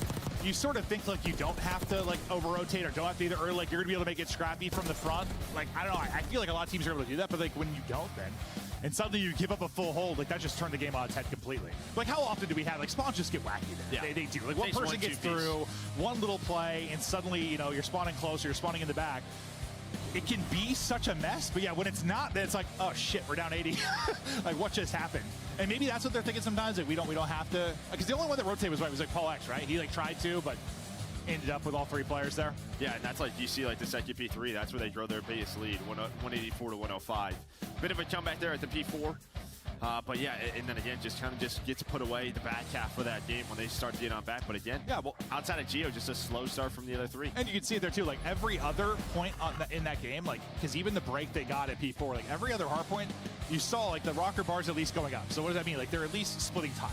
Whether they're getting the scrap time or something, they got nothing there. Like, that was the one. Just, they got nothing. And then that's that deficit again where it's like, oh, maybe they'll come back, but they're just in too much of a hole, and you can see where the hard point starts to struggle. It's like they can't, I don't know, there's always like one moment like that for them. I swear to God. There's always like one big comeback moment where they make a crazy play, and one where it's like, if you play that better, maybe you win the hard point. Yeah, maybe. I mean, a lot of teams feel that way, probably. That's true. That's kind of generic, I guess, to say anybody struggling in hardpoint, I'm sure. But we get ready for the Search and Destroy now. And yeah, I mentioned it a couple times because we casted this last time for the minor, and I just like the 2, I thought they'd be different just because like how flat like one team looked on each map. Like, we're going to Hacienda, and I thought after map 2, where they just got dominated. Like, you only put up 1 round if you're a Rocker. I thought they're going to be in trouble. But, like, Hacienda, they just ran the map. Like, they just ran hallways, had complete control. Like, Ultra looked like they didn't know how to deal with it at all. And, like, the rest of D has been very good. But, like, in that one, they kind of got beat up. Yeah, no, they just had a different mindset, I think, than Rocker playing. Yeah, that's probably a better way to put it. Like, yeah, just a different way to attack the map. And, well, speaking of their attack, yeah, they're 7-1 in Search and Destroy on the year. Well, a lot of that you just see they're leading the way post plants, rounds with plant percentages. They're working that objective heavily, but yeah, I mean, it's a new map added. That's what I thought. The rotation, you have a different mindset of how you're approaching it. In Rocker, they just played it differently. That's kind of what I thought at the time. Like, maybe it's just a new map, and there haven't been that many reps because they look so much more structured on protocol. Like, they absolutely locked Rocker out. That, like, I was just surprised how it played out on Hacienda. But you're probably right. It's just haven't had that many reps. This is a team that really likes to have a way to play, like they have a structure to it. And we'll see if there's been improvements since then, you know? Yeah, and I mean, when they're playing around the objective so much, especially on their attack, I mean, this is a map where you really don't have to play the middle of the map if you don't want to. It's easy to avoid it, right? It's just like Rocker were the opposite. They played through hallways, through middle courtyard, and just kind of ran at you. Absolutely. They just ran at them and took map control. And it just... they had no way to counter it, it felt like there is, but they just were surprised, like so often, just getting picked by the aggressive play of Rocker. So we'll see if they deal with it any differently. Maybe it's trying to take the fights head on. Already a different look. Yeah, I mean, it's 4 players right through. CleanX is right to the middle of the map, but, well, Estrel, he's going to recognize it. Estrel somehow gets 2. So there you go. It was a different look. Ultra attacked it head on, but it doesn't matter. Well, it's just 1 round, but we'll see if they continue to try and make change. But yeah, it wasn't like a spread the map thing. It's like we're gonna take the fight with you. Just the Estriel multi ends up being enough to tilt the tide towards Rocker. So far, so good through 1. And when you also play, a team on the map just a week ago, you're going to try to counter their strats, right? Like, you just played each other. What were they doing? Yep. Going over that VOD prep. Now we switch sides, and we didn't see a whole lot of action towards B. This time, right up to it, it's free. Retake heavy out of Rocker. Yeah, just look at the map. There's nobody middle halls. There's nobody mid courtyard for Ultra. They're just taking the objective. They're going to play the 4v4 retake. I'll see if the utility is going to hit for Rocker. That's going to be massive. What actually connects, what damage gets in. Looks like several nades used at the front door. Nobody home, so they avoid that. With no damage through, it's going to be so tough to break out, or is it? Estriel movement looks wild. He's at least able to get 1. 2 for 2 thus far. Hopping off bomb and winning a fight is Nero. Now down to Beans. He gets smoked. Nero wins the last fight, and it's another round for Rocker. Yeah, and I mean, Nero was on it about 75%, and then hops off of it. Hits some great movement on the insight. And yeah, when you play that straight up, right, if you look at the minimap, you have insight pretty much in attacking spawn lobby watching the flank, right? Beans is, locking down Drodge, but still going to have to watch that doorway every now and then. And so what did Rocker do? They just kind of 2-hit from their side, 2-hit from Rock. The players on the objective get taken down, and then it's a little bit panic time. Your ARs have to run at the players near the bomb. And we also just saw, like, the left side Rock player didn't get hit by anything. Like, I saw nades go off at the doorway, but I don't know if anything connected to people by bomb, like playing towards the objective. They might have got some damage in and sent it as well. Because they made that look, well, not easy. I mean, there's 1 player left, but it's not the easiest break. That's what they've been doing. They're going right back to it. Whew. Second person there to deal with Nero. Nice shots. But second to deal with the other fight as well, as Geo takes it, clips the Wig of Insight. And suddenly it's Joe Deceives by his lonesome. Trying to clutch up in the 1 versus 2. Now down to a 1v1, him versus Geo. Geo gets bombed, 50 seconds remaining. He's going to wrap this over to A and just get this down. Or I thought he was for a second. Never mind, not yet. I like this from Joe, just on both sides of him are doors, right? So instead of maybe giving an audio cue if he's playing above him, playing patiently, he has no info on where Geo is. He just is kind of waiting. And now Joe going to rotate out through the middle of the map. Geo has had a couple of chances to plant the bomb, going to find an SMG instead. And, well, this timing might be working out for Joe. Looking that way. Spots him. Just a bullet in, though. He's got the heady to work with. Time's dwindling. Gotta take the gunfight. Tries to get to the heady on bomb. Not going to happen. He gets cut down. Joe Deceives. Clutches up in the 1v2. And a much-needed one for Ultra, because I thought we were right back to what happened last time they played. Like, they were just kind of getting run. No, I mean, a very similar round. They just, 3-4 through open hall, trading out. I mean, you get some great shots out of Geo with the trade on the insight, and it comes down to that 1 versus 1. Well, a 2v1 for Joe, but able to clutch up 2 separate gunfights. And, again, there were some chances there for Geo to plant that bomb, but maybe just worried timing-wise where Joe's going to be. Instead, Joe times it perfectly over towards that B site. Yeah, I guess I thought when he had the info, he was at B last. I thought he just sprinted straight to get it down today. That's what I said. I thought he was just going to put it down, but then he kept going. I was like, all right, never mind. Like you said, probably was worried about the timing. Now he's probably wishing he just got it down. But he doesn't have the gift of Codcaster like we do. First blood for Paul X. Joe Deceives brings it back, though, as he's on 3 straight after the 1v2 clutch. Also brings it back into a 3 versus 3. Best of luck with that gunfight, CleanX. As Geo will back him down. We'll see if the nade will hit. Hit the top of the fence. He almost I didn't realize it hit the top of the fence. No, hit the top of the fence, bounce back right at him. I wonder why you were like, no. No, it was not hit. It was outside of the map. I didn't realize. Well, not the best nade there out of CleanX. He dips in for a little classical music, and Now they'll see where they want to go from lobby. You got one player defensively over towards B, other two kind of stacked up around A. Pressure on Ultra now to pick a plan of attack. They're going to have numbers wherever they opt to execute. I mean, Paul's going to get pushed up a little bit, so he's going to peek the window, right? That's the biggest difference on this map, is that window being open. And, well, that allows Geo to peek one. He's able to find it. There's the info. 2 versus 3 here for Rocker. They get another one. All on Joe Deceives again. This time, no clutch opportunity. They're able to win it there. Get the defuse. And take a 3-1 edge now. But despite the fact he had, kind of a 3-on-2 there for a second, the opening pick goes the way of Rocker, and they play behind it. Yeah, I mean, I honestly, I love the play from Rocker, right? Leave Estriel just kind of on an island. The other two players just don't get picked, don't over-peek, and then Paul just maybe has a timing in his head of when do I want to check this bomb. And again, with that window being open up top, he hasn't seen any top close, nothing top open hallways, just goes for a peek. And, well, that is the right timing because he sees him on the bomb around the bomb site, allows Geo to get one on outer fences. Oh, Beans, right? He picked. They're going to send it right towards A this time. You do take a lot of mid-map pressure if you are Ultra, so they'll have people and bodies here quick. Defensive aggression will often see out of the Rocker side. Rocker will get this bomb planted, so to a 4v4 we go. Nice shots from Beans. He gets the opener. A little revenge from the last round. Nero does follow it up and take him out nearly instantly, though, so we'll drop things into the 3 versus 3. Pretty spread right now if you are Rocker, at least around this bomb site.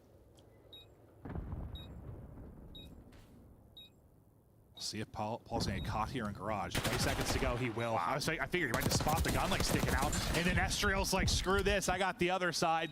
Shuts down both. One player remaining in Kleenex, and he will get dropped. I mean, that is the second time. Round number 1, the same thing. Estriel's put into a spot and somehow turns it into a multi-kill. Right there, down in numbers. Once Paul goes down, but he's just able to read it and then finds the last one. Great couple of rounds for Estriel. See it one more time. Yeah, I don't think the first player's shoulder has got any damage into him, so he ends up with kind of a straight-up one-on-one, then tacks on the final kill. Monster round, as you said. Ultra still not finding a lot of success on Hacienda. They lost to him 6-3 last time, or 3-6, however you want to look at it. It looks like it might be worse this time. We'll see, but Estriel, he's on 4 straight.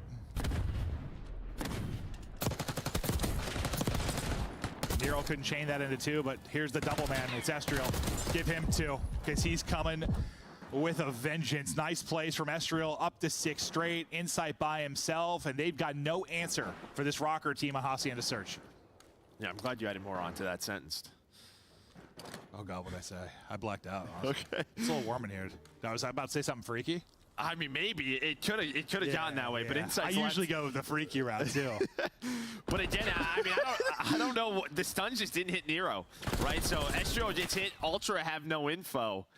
So I think Nero goes untouched. They're not ready for that first gunfight at all. And then maybe catches him off guard. Well, now I feel better that I was surprised this search is still happening, because I did not think we'd be playing this after how it went last time. I think we'd be playing Protocol 80. But here we are. And maybe they won't be versus Minnesota. But at the same time, you know, you have a major coming up. Yeah. They're just trying to get reps in map pool-wise. But it hasn't got better. It's gotten worse. No, and Estriel's still doing his thing. Yeah, he absolutely is. One more round, and they'll tie us up. We expected this one to go 5, because it always does with Rocker. Yeah. How many 5 games in a row is it now? 4 or 5 or something? Yeah, it's a lot. It's a lot, yeah. It might be like every series outside of like their Cloud9 loss. Well, they got 3-0. Yeah, the rest are game 5. So no, it's been insane. I think we've casted all of them, but like 1.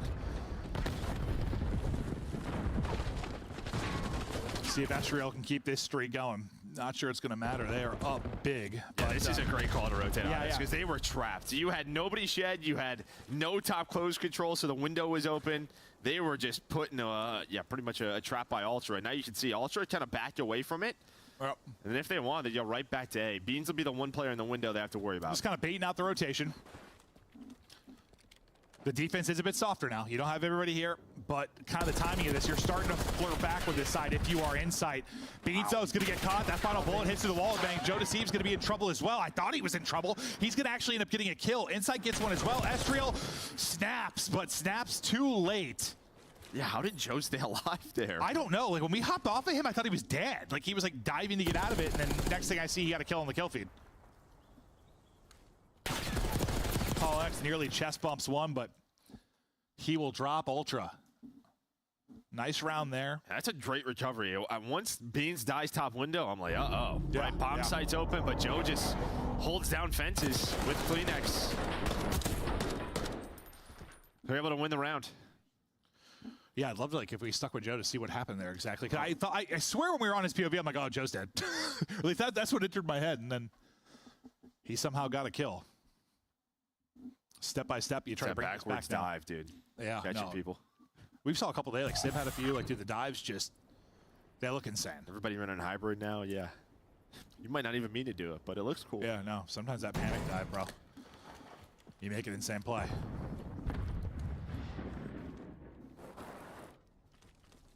Looks like they're going to give up the free plant. Really, you see Estriel spotting, but they're going to play the 4-on-4 retake. If they can do it, they'll win the search. Yeah, we saw this last time, right? The only difference is Inside's playing a little bit forward, but we didn't know he had this. So, yeah, Hellstorm inbound. See if he can find anything. If he's not going to find anything, his team's going to have all the info in the world. Well, Nero just runs past bomb, up the gut, gets a kill, takes no damage. He's ready to challenge next fight. Nice movement, though, from inside. Little backslide and pop. He wins that. Estriel, his turn to pounce. Does he have another multi-kill in him? One to his left, one to his right. Only able to get one. They trade him out effectively. Pollux, though, wins the one-on-one in just enough time to hit the defuse.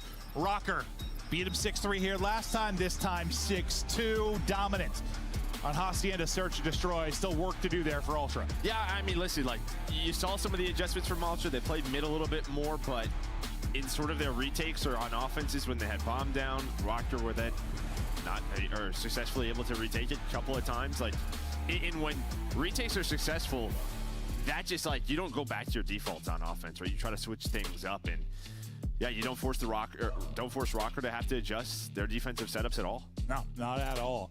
But that'll bring us to 1-1. Now I'm curious if we go all the way to a 5, like, will Rocker make the adjustments? Because they got even beat even worse on Protocol Search. Like, they look lost in the sauce against this Ultra team. Will they get there to a map 5? I'd say probably, based on their series. But we get ready to go to Control next. Breakdown of, well, 3 of the 4 players on either side is 2 decide to dip out. It's going to be Protocol Control that's coming up next. Any quick thoughts about Protocol Control? No, I mean, this is probably the one map.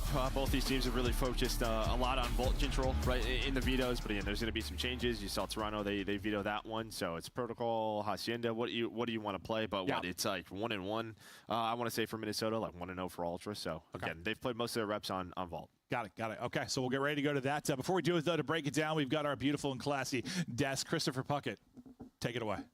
Thanks, guys. All right, we got Nameless here in the middle, Ali on the end, and we're going to be seeing some more drawing in just a moment. First, though, can we talk about Minnesota in search? Are they a great search team? Yeah. Previously, I thought it was just game 5. Are they doing it across the board now? They're just a good search team, and now that puts them at 3-0 on Hacienda. They're clear above the rest of the league on that map, and Hacienda Search and Destroy, like, they've been unbelievable. I mean, 6-2, 6-3, 6-2 have been the score lines on that map, leading in every category, and that's a good display. Why? Like, they know how to change up the pace, play slow when they need to, getting the bombs down when they need to, and then Estriel obviously having the big performance. Like, this is the reason you have him on the team, Chris, is he's a search and destroy monster, right? Like, he's got the shot, but he also has a situational awareness, which you're going to see in these clips, to take down the I think my favorite thing about this map number 2 is not only the fact that it's Hacienda, and clearly that has been added and expanded Minnesota Rockers map pool. It wasn't just a one and go, but also how good Estriel gets versus the Toronto Ultra. Specifically in Search and Destroy alone in this matchup, he rocks like a 1.2. You saw it here in the map number 2, going 12-4. I mean, just unreal plays out of him, especially when he had such a slow start to the season. Yeah, I mean, that's good for them, right? You got one map now early in the series, right? Yeah. You're not down 0-2, and now we're going to Control. I mean, Protocol in general has been good for Toronto, like Hardpoint and Search. Obviously, they have, I think, one Protocol Control where they've won, but for Minnesota Rocker, we haven't seen it too much, and I keep referencing, like, the map loss they've had to LA Thieves. They should have won that. It was so close. So this series really is up in the air for me right now. Insight and Kleenex having a rough S&D just 2 weeks ago. I was singing the praises of Joe and Flux over at Toronto and what they have done on the coaching side. They have the work cut out for them on Hacienda, at least. Yeah, they do. And speaking of a guy named Joe, map number 1, Joe Deceives was going crazy. The kid's an absolute monster, and I'm sure Allie has something to show us. Yeah, that was actually some crazy setup. So let's get the drawing to conclusions. This, for me, is kind of the safety net that is Joe Deceives. And if you pay attention right now, let's go ahead and full screen. So it's 147 to 102. That's going to be big to realize that there's 50 seconds on the clock as well. So I want you guys to remember that because we're going to stay in the mini-map for the rest of this clip. Joe is going to be number 2 on your screen right now. And basically, his job is not only to hold spawns, but just make sure that nobody gets through this back door and catches teammates off guard. So I'm going to let this play for a little bit. He just spawns up. Beans is in trouble. So Joe takes the deep route. He's going to go help them. That kill ends up going through, so he doesn't need to. His job is just to play his life. He's going to watch the bottom right side. And as you can tell from the side of Minnesota Rocker, you're going to have 1 to 2 players trying to make some noise to try to create a pinch situation. Joe is not only going to get one of them, but he's going to play his life for the second one while his teammates are in literal war on the hill. Get that kill, and after that, turn around and help the hill so it doesn't get broken by the other 2 members of Minnesota Rocker. This was an insane 5 spree out of Joe here. They end up getting, remember what I said about that mini-map, there's 20 seconds left on the clock. If they had gotten broken there, this would have been a tied-up game heading into the rest of this hard point, and Joe ends up saving the day.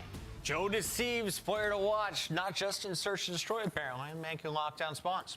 Yeah, I mean, and that was the hill for them, like the P3 each time. I mean, they had good positioning on P2. You want to have that side of map just to set up that play, get the spawns, get Joe Deceives in the back making plays like that. You're gonna get a bunch of time. Did you go to Toronto Ultra today?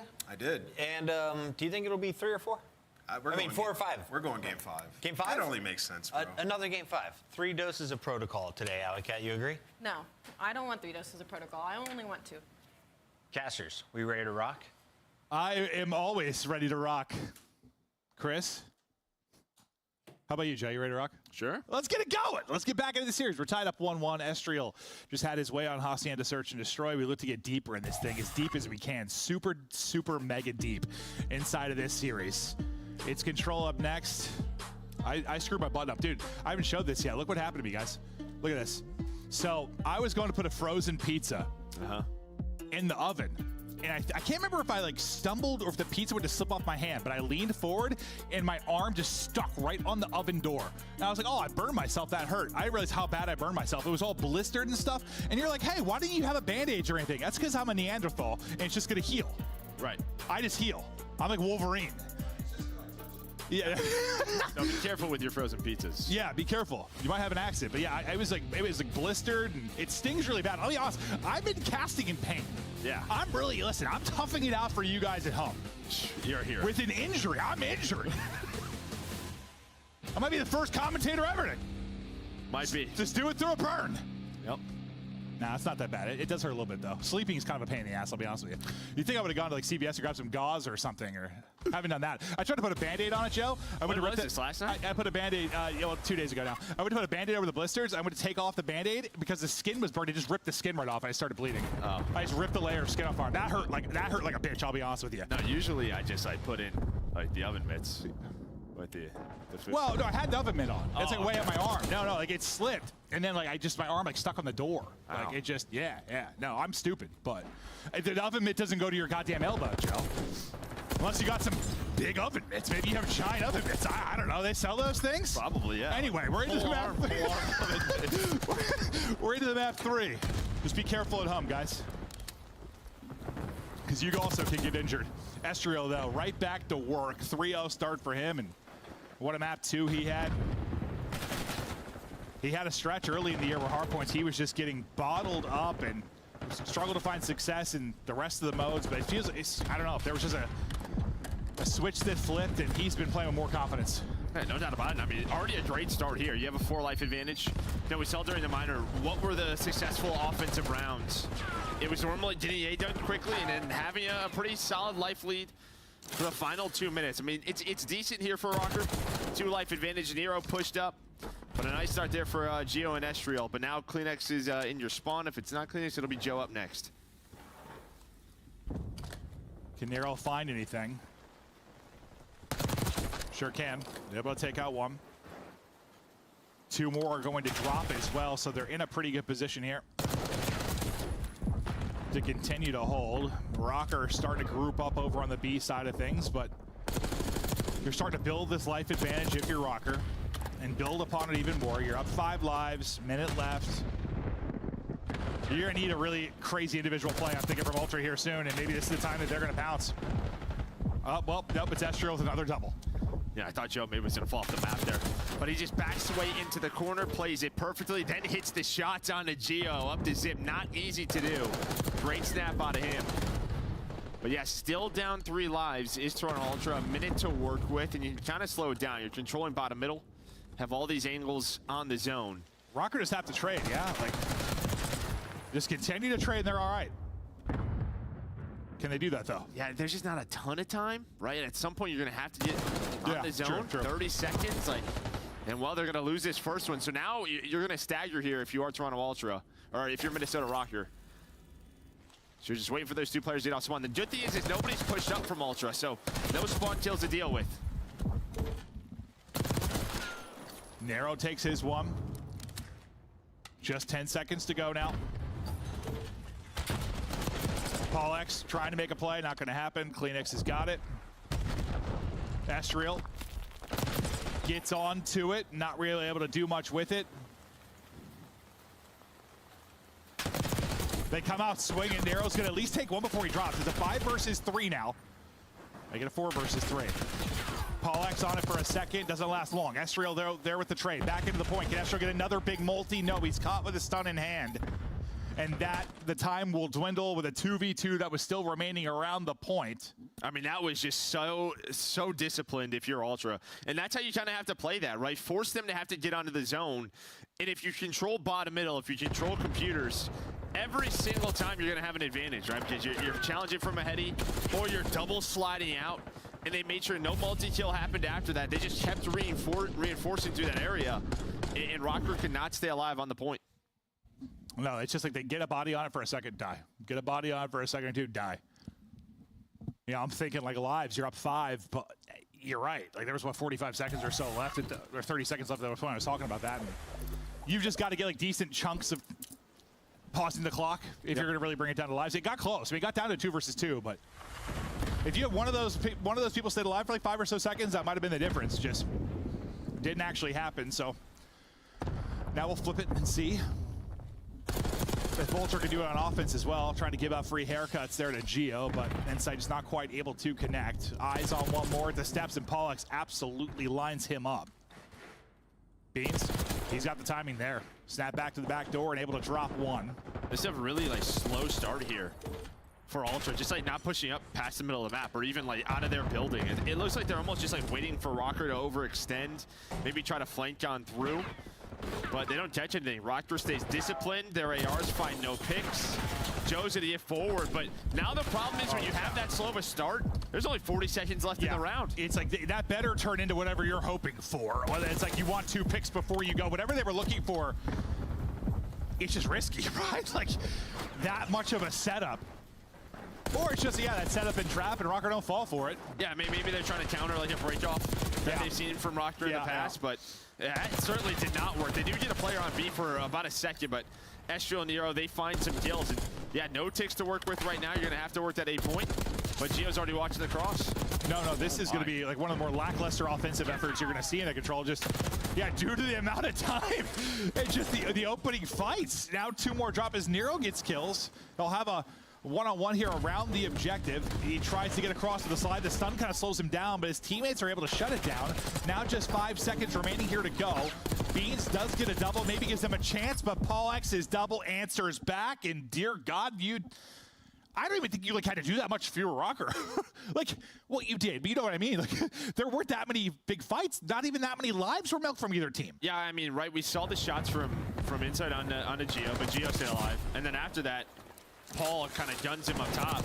Then the other 3 players were just inside top ammo here, just kind of waiting, or down low. It looked like they were waiting for a flank. Whatever it was, it never happened. Oh God, I forget what year it was. It was last year, the year before. I remember we had this one freak round. It was like that, where a team just didn't make a play on offense, but they only lost 5 lives, and it was well, what are you doing? You just lost your offense and you still have 25 lives. Like something's wrong Yeah, if that not happens. good. And that wasn't quite as bad, but I remember we cast that and you were not like, what did we just watch? Like that just brought me back to that. Because they still had, I mean, plenty back to lives where it's like you almost need the sense of urgency has to hit a bit sooner. Yeah. Well, I'm not sure what the play call was. They had something up their sleeve that they were hoping happened, and it just never did. Or you think there's something up your sleeve, and you check your sleeve, and there's nothing there. There's a burn. Your armpit or burn. Yeah. Oh God. Kleenex with the grapple. They're answering back quickly, at least here defensively. They've got Rocker pinned in right now. I mean, a lot different than the sequences that played out in the last round, but to affect the same type of scenario, you got 45 seconds left, and there has been nothing offensively to write home about for Rocker. You're losing kills and getting staggered over and over again. Insight, of all people, is up inside of your base. I mean, it takes him twice as long to get across the map as most players. They might. But he's here trying to find the shots. He's able to find a double. You get a player on A. And I mean, current ticks-wise, if you just get A, right, you would pretty much guarantee you have defense for round 5. But it looks like it may not happen. It might be another shutout. You get Estriel out of your base, but he's just kind of hanging out with Insight.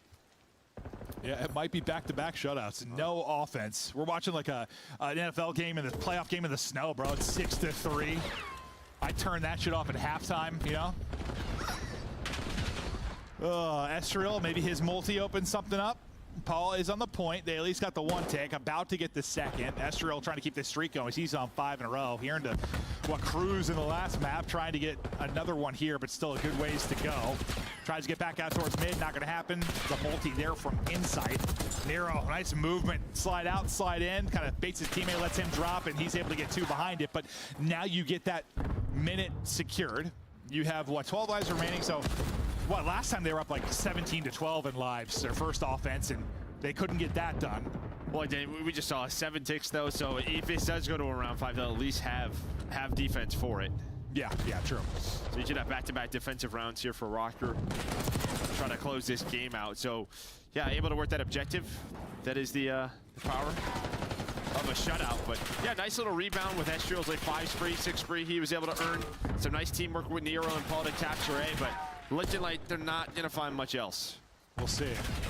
Because once again, yeah, you got multiple players from Ultra kind of pushed up near your spawning zone. You do have 2 players on the backside of B. You've got a bit of room to work with here. It's just you read the pushes developing from Ultra. Because the one on the flank is going to be big when you do. Oh, you read it, but you lose the fight. You win it on that side. 3 dead. That would be 3 dead. But now still someone has to watch the pinch. We'll see what Kleenex is able to find. Well, he's going to find his teammates done shooting. Apparently. Dude, he won that one-on-one. They might like win the round off of that. Yeah, no, 100%. They're still battling, though. You stop the clock is the big thing, but the problem is just the lives. You don't have them. No respawns remaining. Kleenex's double kind of shuts this down. Nearly one of those heroic efforts we see out of Rocker, but they did the damage they needed to. Well, assuming they win the defense at round 4. They did enough to at least guarantee a round 5 defense, but yeah, that one-on-one, like, you just saw the map. Like, all 4 of them were kind of spread around B, and it was just like 2 were kind of pushing the flank. I was like, if they read that flank, yeah, and I'm sure Paul's probably they are in that situation, so a little bit tough going up against Kleenex, but I think you probably get 3 players on the point. Maybe after Nero control bottom middle. Yeah. Might be good to go. Maybe it's not done, but it would have been damn close. Ultra do enough to hold on, though. Now, do you think it's like something about this particular matchup, or is it more just a testament just kind of Rockers like grit lately? Like they're pushing everyone the distance. Yeah, I think it's just them. Yeah.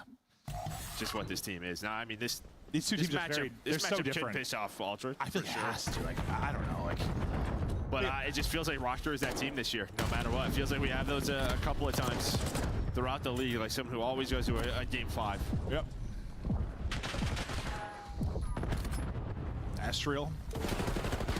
He's bringing it on one side. The other side's really it's been the Kleenex show. He's 27 and 15. Look at him compared to the rest of his team. Like, he has been going nuts on the map. But another great defensive breakoff. They got 4 kills in a row, did Rocker, to put them in another tough spot if you're Ultra.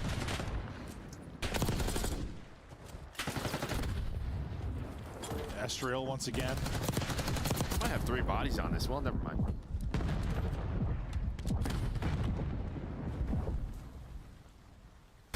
See if he can take the fight. Not going to be able to connect. Beans will win that one. Nero pops out, pops in, but ultimately drops. 40 or so seconds remaining still.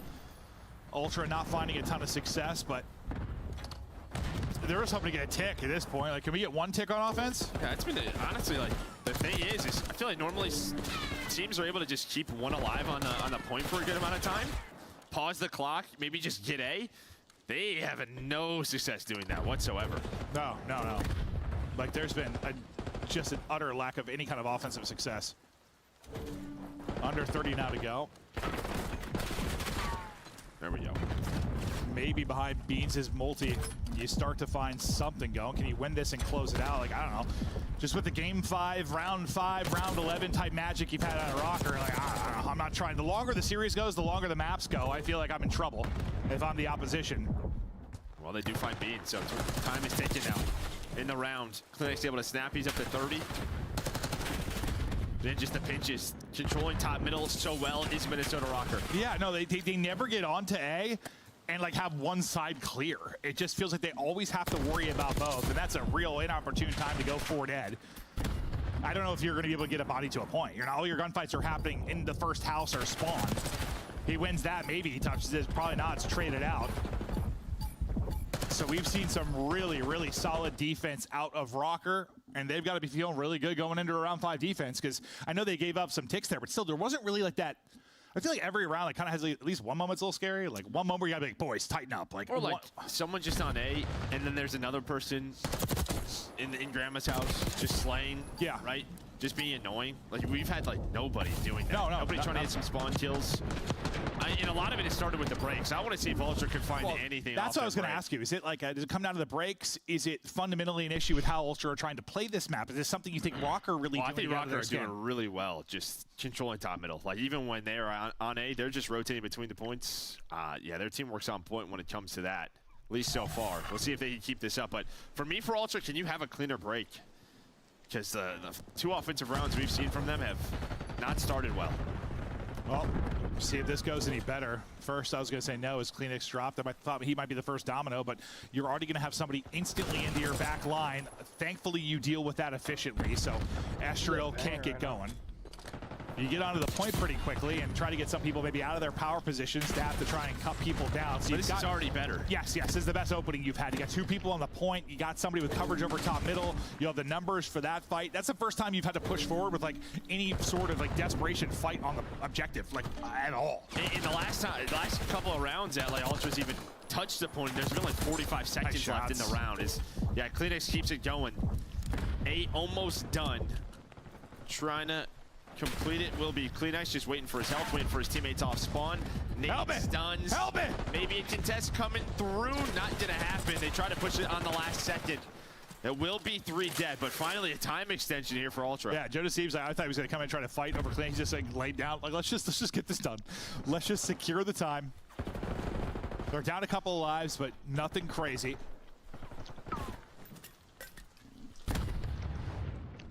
They clear them out from like the aggressive position they had towards their house, and now we got all 4 up from either side of it with not too much separation of lives, tons of time to go. Now Ultra at least have a chance to work. Like, they didn't really have much of an opportunity to work on this point. Now maybe they can get into the setup they want to, start to pick them apart, kind of get into their game plan. At least make Rocker stress a bit, panic a bit. We'll see if they can do just that. Just little moments like this though. Get out. You've got plenty of lives left on either side. Just try to extend this game. Put the pressure on them to pick you off the point, which they're doing despite he drops, but they still get 3 kills, right? Yeah, I mean, again, you're just controlling bottom middle is Paul. He was able to find 1. But yeah, you're getting pushed up now. You have inside cutting off reinforcements. And that first tick didn't finish, yeah? Yeah, now it does. No, okay. Just does right now. And again, minute 12, because you've been playing the objective, and now you have bottom middle control, and that is the go signal. Bro. 3 gonna be dead for Ultra, or for Rocker. Sorry, mate, did all 4. We're stacked in the point. It's done. And well, round 5s are always a little different. Apparently, you lull them to sleep during your first 2 offenses, and then an offensive explosion in the round 5. They make it look easy. I mean, yeah, they're winning some fights, but far more emphasis just on the actual objective. It helps they had a break-off go a lot better than they did the last couple of rounds, but I swear to God, they just like lulled Rocker to sleep. I don't know, dude, bro, they just played that differently. Well, I think they got some key locations they wanted to lock down, right? They controlled P2. You saw once Insight was pushed up. That gives them an idea of where Rocker is starting to push from. But Joe's 2 kills, we didn't see it bottom middle. That was the multi-kill. As soon as you got bottom middle control, you just saw it was. Everybody has a philosophy, especially when it comes to control, like a checklist, like get this, then we do this. Get that, then we do this. So, yeah, like you said, never able to get into their spots, never get into their actual setup that they really wanted. Once they finally did, the clamps were in. Kleenex kept him in it throughout a lot of that. I mean, he was leading in the slaying category by a large margin. Damage-wise, he leads the lobby. He has a monster map, and Ultra, it didn't look pretty till it did. But man, you come alive in that round 5 and suddenly you've got control of the series. And then on the other side, it's like, that's one of those real frustrating losses for Rocker where like, your defense is so good. Like you have them shut down and then like you have a blunder of 30 seconds and the game just gets away from you. Like you played it so well to that point. That's how couple sequences and it's done. Yeah, I think they just kind of lost control of the map a little bit. Right? You allowed Ultra to get out of their base. There was nobody kind of trying to find a couple of spawn kills, just be annoying. And that's just props to Ultra, just making sure they had those locations shut down in that round 5. And then you saw once it slowed down a little bit in that round 5, they just had an idea of where they wanted to push from, but what they wanted to secure. Again, just Joe finding the big 2.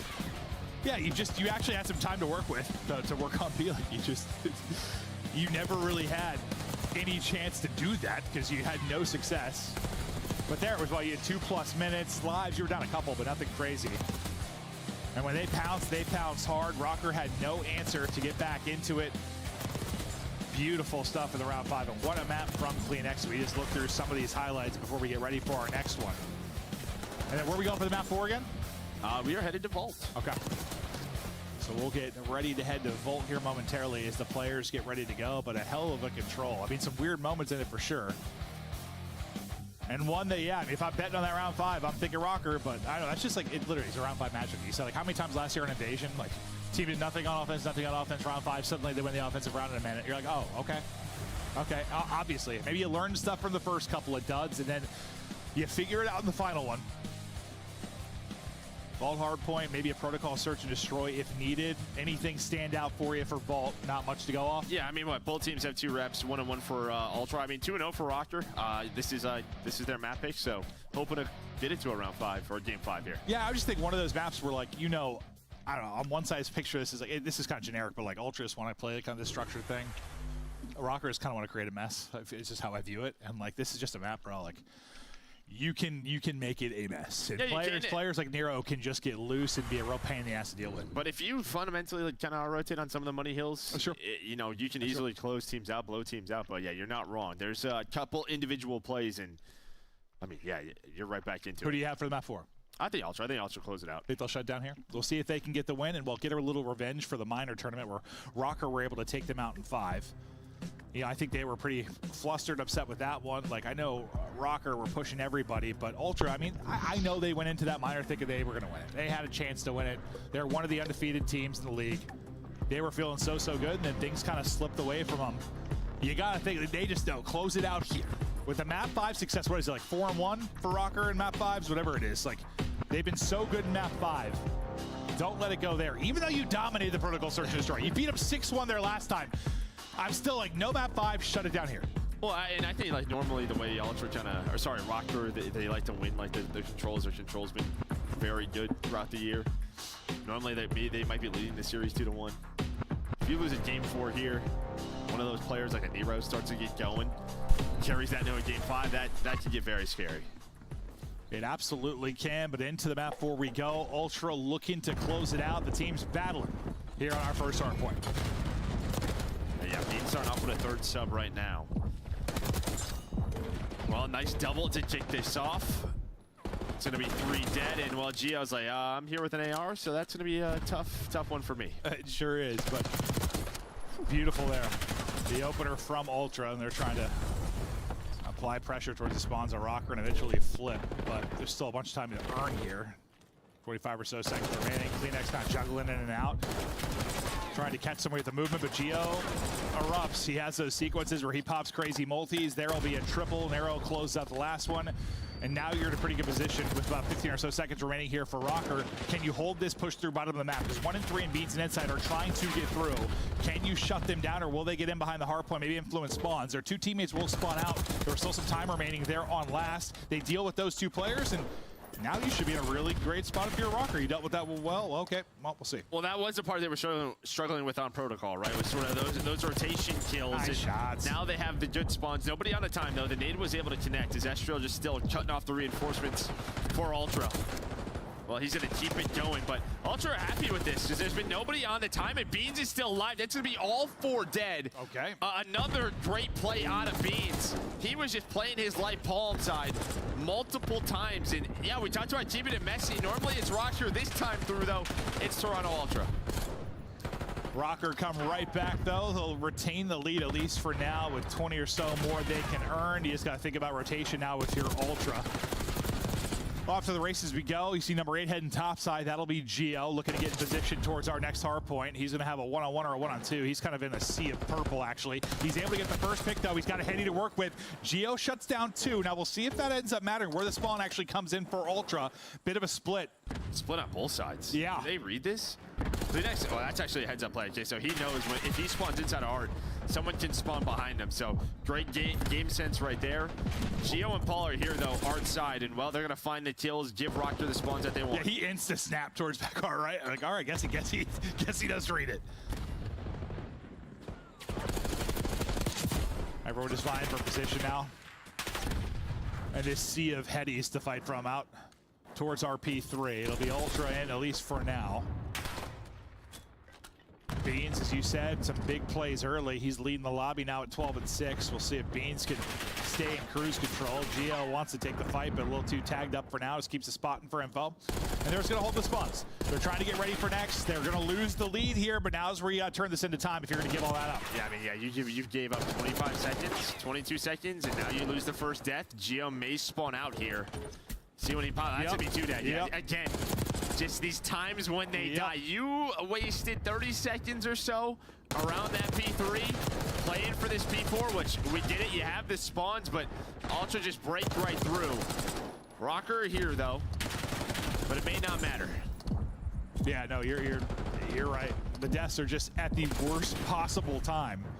And it just gets to a point, like, even if they, like, break back in, it's like, job done for Ultra. Like, just disrupting the setup you had if you were a Rocker. Like, here, you get back in, great, but I think anything was just gravy if you're trying to Ultra after breaking through that easily. Beans keeps it going at 14 and 7 now. Still a real tight game, but that was a chance for Rocker to push out their lead again. It won't happen. Yeah, I mean, they just gave up so much of the map, right? You're playing that safe. There's no layer to play behind. No one's getting aggressive, trying to find a kill or two. And well, when you play that safe, sometimes you just get caught. Turtle up a little bit and then get slammed. Well, we're through our first set of rotations. We'll get back to mid-map and see if Rocker can now mount their comeback. Kleenex, though, I thought maybe dip it up through the hole to make a play, but not going to happen for now. He's going to search things out full side and finds a great timing there on Estriel. I mean, he slid under him, so proud of him. He even saw him, just slides right under, chops his legs out from under him.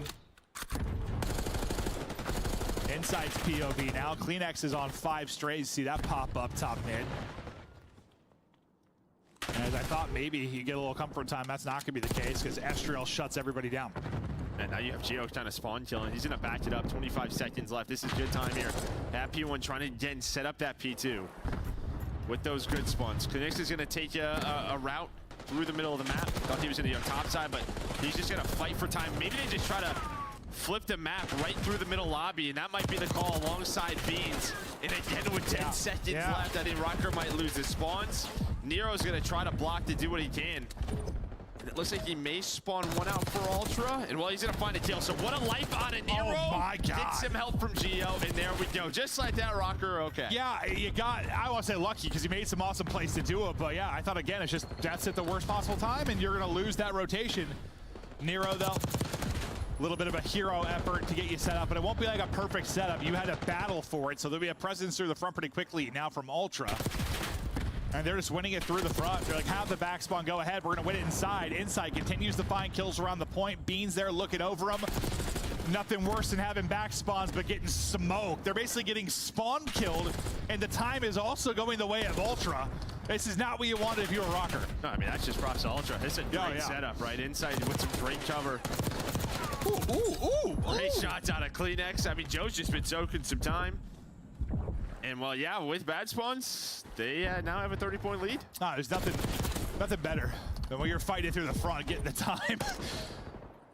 A battle, and yeah, great setup from Ultra. Now, this is the sequence where things got a little bit crazy. Like, Ultra got so much of this P3. You set up early if you're Rocker for P4 on our side, and then you get broken instantly. Let's see if Rocker can do a better job, not only at the P3, but also potentially at a P4 setup, or how this plays out. Pistol hitting, Kleenex streaking. 5 in a row for him again, up to 20. He's having a series. No, he is. And on the other side, Paul struggling a bit, 5 and 14. He's not having a series, so we'll see if he can turn it around. He's like, boys, get me to map 5. Yeah, he's hoping Give me to map 5. I don't know if they're going to get there yet. Inside locking down the flank. Kleenex watching the middle of the map and spawning out Rocker all the way across the map. Yeah, if they can't get somebody through, I mean, this has potential to actually be uglier than last time, because you might get this P3 time and then also have the setup for 4. The last time you had to do it through a break. I mean, they had, at least they died with, what, like 20 seconds left spawning out, so they had a chance to sprint all the way through mid. But now they got to win these fights. Beans, he holds that for another second. He probably gets 2 and things get interesting, but Beans will drop. Kleenex falls right behind him. You still have Inside here in position to kind of pinch with his teammates. Inside here, and then Beans was pinching. You know, I mean, Inside was like the last spawner, so this could have been a lot. Well, it is. I mean, Gio's just hitting some great shots again. Double headshots in the feed, and well, you're able to break down through, and this will put you right back into the game for Rocker. Yeah, I mean, it's just fortunate kind of that those deaths and spawn outs came out with like 20 seconds, so you were able to get across and now answer back here. Minnesota, they're up against it. Nero popping off, down 20, looking to push it to a map 5. Let's hear the comms from Minnesota Rocker. Nice. He's on behind me. He's on behind me. No, right there. I have your help in a second. Right door, one shot beam.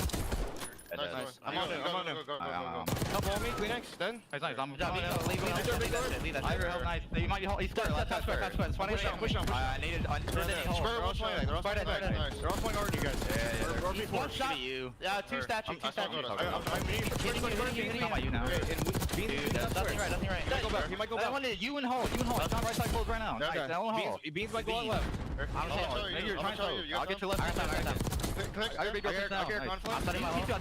Yeah, I think it's being. Yeah, I repeat. I'm hard locking now. I still need my car. There's 1v4. One standing con. One's gonna hit con. Go follow Joe. He's trying. 2 there, 2 hold. All good. Try nade. Con. Bomb hit on P3. It was our square. He's squared. I already squared. Who's Kleenex P3? He's squared. A bullet. I didn't looking for him. One of the hall. He's a bullet though. And one's right side open. Nice. Square. Close square. He's close square still. One's back P3 still. I think he's close low. Alright, he's just running around. All good. Need it open. I need it open. I need it as well. He might be closed. I'm trying to open. Close. One shot close. He's in there. You literally one bullet. Top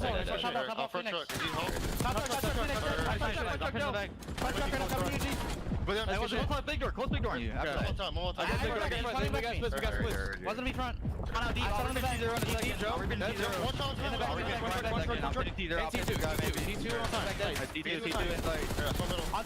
one shot. Inside. Time. Being weak as fuck on time. I'm trying to need it. I needed it. I need it back in time. One side hill, I'm pretty sure. I hit one. Inside them. He's AV Hall. I don't see him. Back. They might fall back. We are battling 15 seconds between these two teams. Who will hit 200 first? They're going to war right now as Estriel's able to get 2. Nero then threw on the feed as well with the remaining hardpoint time. Rocker, well, I was going to say they didn't have it, but the back spawn still ending for Ultra. So you give them a little taste of their own medicine maybe last time as you were pinned in by Ultra, but not quite as good as they were able to do. P3 ready to go, and here we go, the distance jump. Yeah, I mean, we talked about them keeping it messy. They do right there. I mean, just a P2 that's going back and forth. They don't have great spawns and great setup, but I love the comms you heard. Just a spawn recognition. They're going to get splits. There's going to be one front. They're able to pick that up, and if you don't, you get pinched on both sides. Then you just give up the entire map. It gets ugly, but they recognize the situation, and I think they made the best out of that P2. I swear every vehicle that's exploded is taking a Rocker player with it. And now, okay, splits come in right now. One of these central hard points where you know it can happen anytime. They've got it picked up and they're trying to deal with it. Estriel does get one. They don't deal with it that well, though. The split pays off for Rocker as they're able to pick 3 of the 4 players. Joe Deceives will be the last one here. Sometimes, you know, when there's a pillar, Shock gets a little bit shaky. Couldn't quite finish it off, but his teammates step up the bat. Yeah, well, yeah, definitely a shit. You just get no Yep. Good shoulders though by Estriel. He's able to play his life, and here we go. 5 seconds, a little bit more time to, well, less time for Ultra work with this break early on.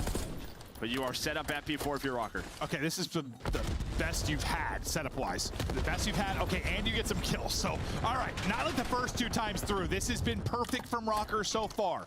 This team, when they've needed to step up in the clutch, God, they have done it time and time again, at least when it comes to getting it to that map 5 and then ultimately in that map 5. They got enough time to win here.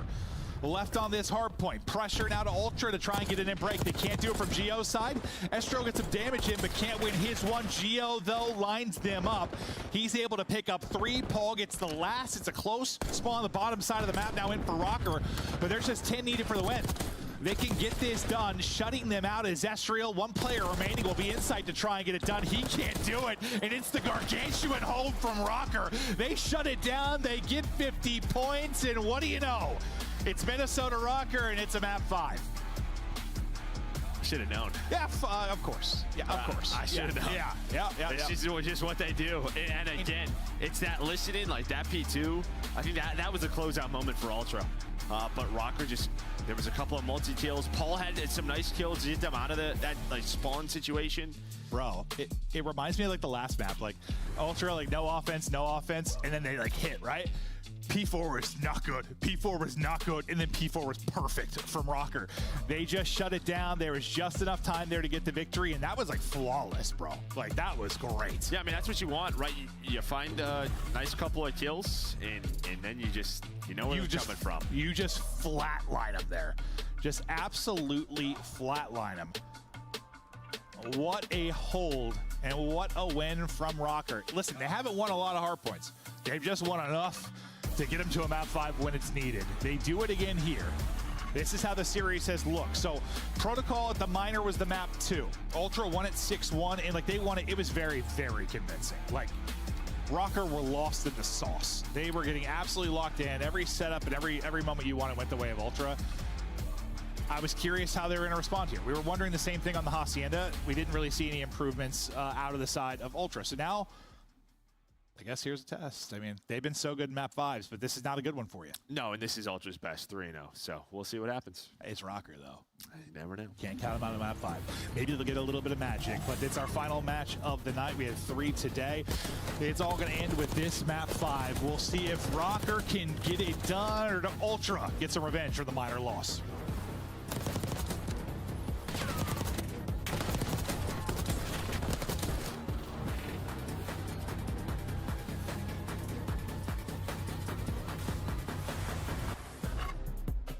Upgrade your game with the Scuff, the official controller of the Call of Duty League.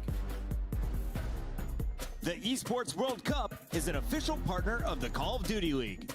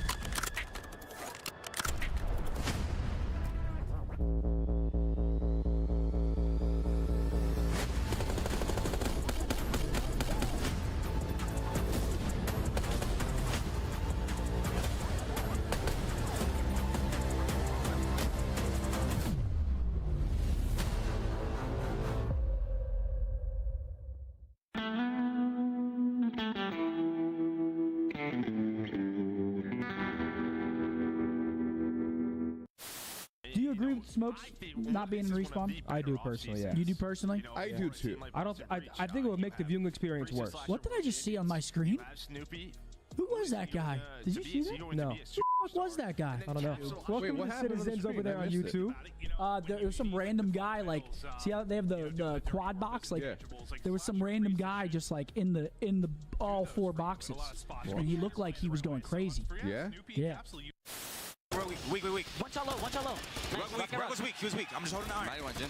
I couldn't get him. He's one off a streak, Teach. He's working bomb quick. He's playing confident. You saw him. You can't get on till 8. Oh, frag. Wait, what? All right, we got to regain. Bro. He's one off a streak. Come on, Teach. Let's go. All good. He's one off a streak. Ain't no other frag on, bro. All good. Hey, I've got to go with the New York subliners in this one. FaZe warmed up the subliners. Vibe check, bro. Dang, man. Paco has carried me in a rank. I'm going to go with the New York subliners. That's crazy.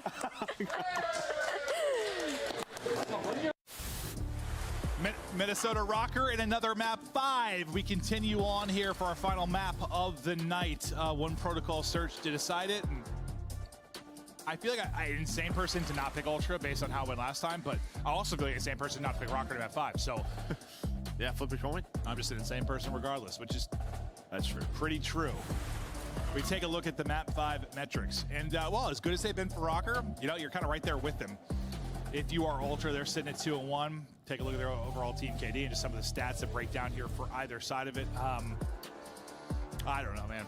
I don't know. It's like, yeah, did they learn something? Did they learn something from that loss where they got kind of smacked in that map 5? Because they seemed frustrated. I mean, Ultras had their number. Well, and I mean, they're going to need to make a lot of adjustments. You're 0-3 on this map on the year, where the other side's 3-0. It's probably the team you're looking at the most in terms of Ultra, just how they play this map, with how successful they've been, trying to imitate that. But gonna have to make some adjustments here. If you are them, yeah, 6-1, it was a beatdown. No, it really was, because it wasn't like one of those searches where like a lot of the rounds came down to like a clutch or like a 1v1. They just got beat up. They got absolutely smoked in that one. Everything you wanted, you were getting for Ultra. Rocker, I mean, they have battled through adversity in some tough series. Maybe they've got something up their sleeve. I kind of want to see, like, if they know this is a pain point for them, have they been putting in a little work on this to try and improve for a matchup like this, or can they just simply not hang with Ultra here? Yeah, and I mean, you saw Geo kind of end that map on like a 7 or 8 spree, hitting some insane shots. You had Nero really got going there. Is there a player you think there's pressure on a little more on a map like this that really needs to perform? I'd probably say someone like a Nero or Estriel, just because like this is simply going to come down to some insane situations, bottom middle, right? Okay. With some subs, if you can get a multi-kill around A, that may be the difference maker in the map, or in a couple of rounds. Yeah, certainly. Joe just knife out, shouldering. Showing off his athleticism on the grapple. Kleenex has had a terrific series. There's some info there. Trying to take the angle and win the fight. Able to win it. There's the first blood. Joe Deceives, he picks up Big Door, and they'll get a second off of that. Estriel does shut that one before he gets away, so you at least take one out, give yourself a chance in this. Paul X, who's not really got a lot going this series, he can be their Game 5 guy, though. He can be their S&D expert. Can him and Estriel pull this off? Yeah, it's just a very tight setup here from Ultra, just playing together. He's got a stun. That's about it. Time is ticking. They're going to group up now for the push. Estriel, he'll be the point man. He goes in first. Joe Deceives gets the info. He repositions. He had a Semtex still to work with. Takes a lot of damage. Hit down to 54. But you only lose one player. They've got the numbers there. They're able to tighten up and close it out. And so far, so good here for Ultra. And I mean, that's just kind of what we've seen. We've seen it from, like, objects like shots. He just threw top middle.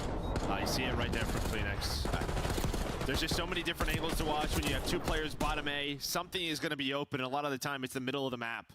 And our teams are starting to figure that out. And, well, Kleenex just drops down. He's in a 1v1 versus Geo at that zip line. And he's going to have the advantage with the sub. He's a little bit of help from his teammates so he doesn't get flanked. Big Door, and that's that. Just nice round right there from Toronto. It's like as much as times on Hacienda, like Rocker were taking space and finding openings, at least in the first matchup and sometimes in the second. Like Kleenex kind of has his way here sometimes. Just has a real sense for where he can find his openings and find his first bloods. You saw it there from mid-map. And ultimately pushing down the bottom to get that opener. Nero, what will the timing be like? Well, it's Kleenex with another first blood. Look where Joe is already done. This is a set. He's 20 seconds in the round. He just hit the flank right away. Right through P1, flanks Grandma's, and, well, now it's a 4-on-2. Bomb planted. Gonna be a tough one here for Estriel and Geo. Gets tougher. Estriel dropped. Geo last up, and I'll be honest with you, this reminded me a lot of the last time they played. It's been dominant from Ultra. Yeah, he's not even in the bomb site. Great shots on the Kleenex. Unfortunately, there was 3 others. 1 player on the defuse round done. And again, just taking space, knowing the risks. Joe's just saying, they're going to go A. I'm going to hit through P1, and I'm just going to full flank right away. No, it was a nice win from Geo. I noticed that the map before, like, there are some players who's better at, like, winning, like, close range gunfights than they are in their hand. Like, Geo sometimes, dude, he makes it look like a sub. No, he moves around with some confidence with that thing, but ultimately didn't matter. Around to Ultra. What went wrong for Rocker in their last defense? Anything you want to see them change? Well, I mean, it's just sort of a question of now you're going to have to maybe shut down top middle or adjust for that if that's going to be open. Do Ultra, switch it up, maybe go B. They're a team that likes to do that every now and then. But it looks like this might just be an A hit. Maybe you have a trophy, trying to get active. A lot of the utility soaring out. Beans, first blood. That's 3 straight first bloods. You got him trapped in the corner. You're able to take him out. There is another player there, but Nero is going to bide his time for now. 1 grapples up. Kleenex is top middle. He just runs through. There is a trade. But that was a chance. Maybe Insight gets taken down there, double challenge. Instead, now it's a 2 versus 2. I mean, you're just going to need to get a first blood at some point if you're a Rockers. You found nothing. Joe Deceives still yet to die in this as he's 3-0. Paul X, 1 versus 2 now. We're grappling all over the place. Zip lines everywhere. Yep. And while this rotation's great. Yeah. For Ultra, you're going to need Insight at the helicopter. Joe's going to play close by. Paul, he's thinking they're at A. They are not. He's going to have a little time to work with, but not much. Insight's POV as he's just spotting all the way back at gun will be Joe. He knows there's going to be 1 there. Does he? Now he does. Now he sure does, yeah. I feel like there's always, on this play, like there's always a player in helicopter, like literally 100% of the time.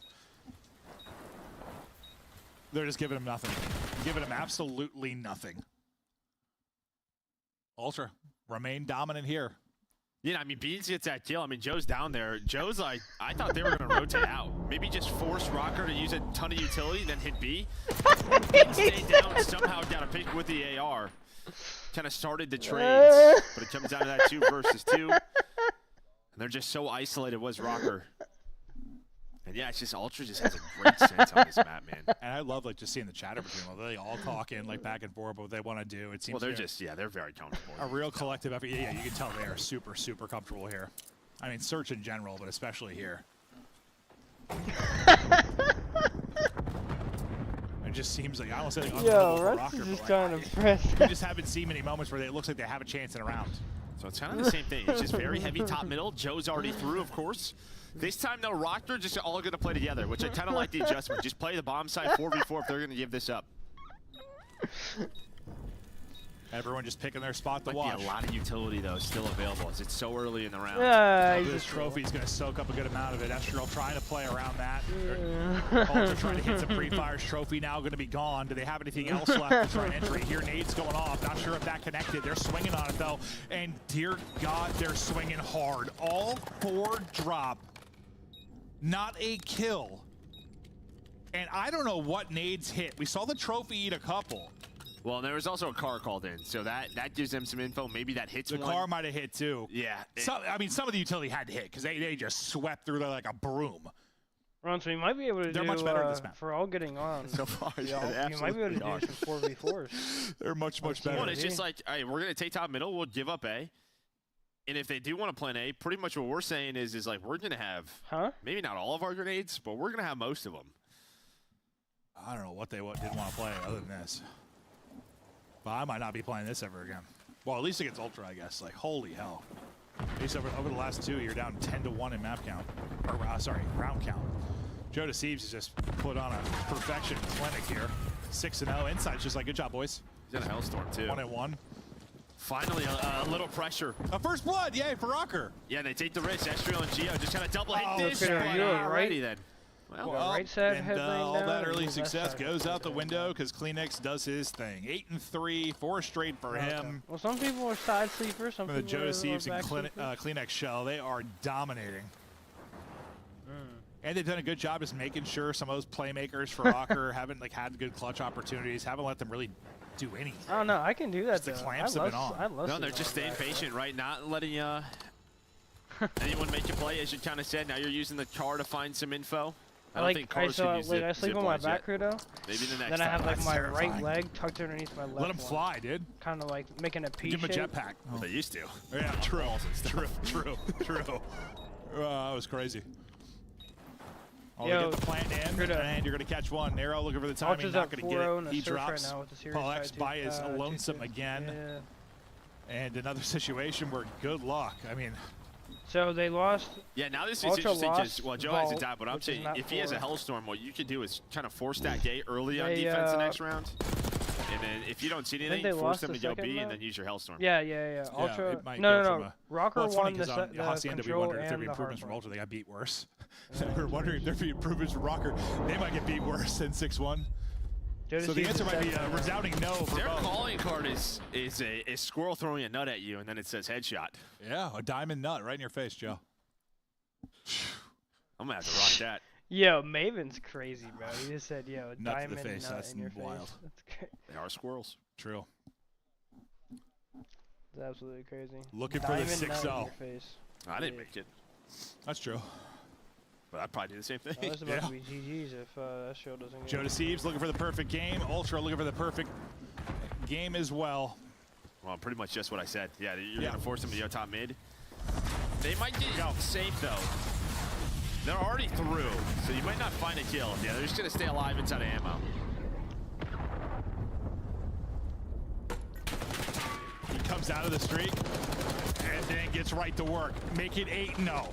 Estriel does answer back. The perfect map and perfect game still at risk here. Can Rocker somehow make this interesting as they look for a place to get this bomb plan? Number 4 is kind of working the other side. That'll be Kleenex. We'll see when he's able to pounce, but you might just be waiting on him to make a play on the other side. Well, he pretty much has B locked down, right? He can call out the cross. He's just saying, hey, everybody else stay alive. Just kind of play your life. But yeah, Joe, Nice snap. His game is gone. His perfect game, at least. But 2 versus 2 now. True. I didn't for realize. the map. Nice snap from Beans into a 2 versus 2. Kleenex another. He's on 5 straight, 9-3. Pollux last up. They don't get around. 6-0. It is perfection for Toronto Ultra.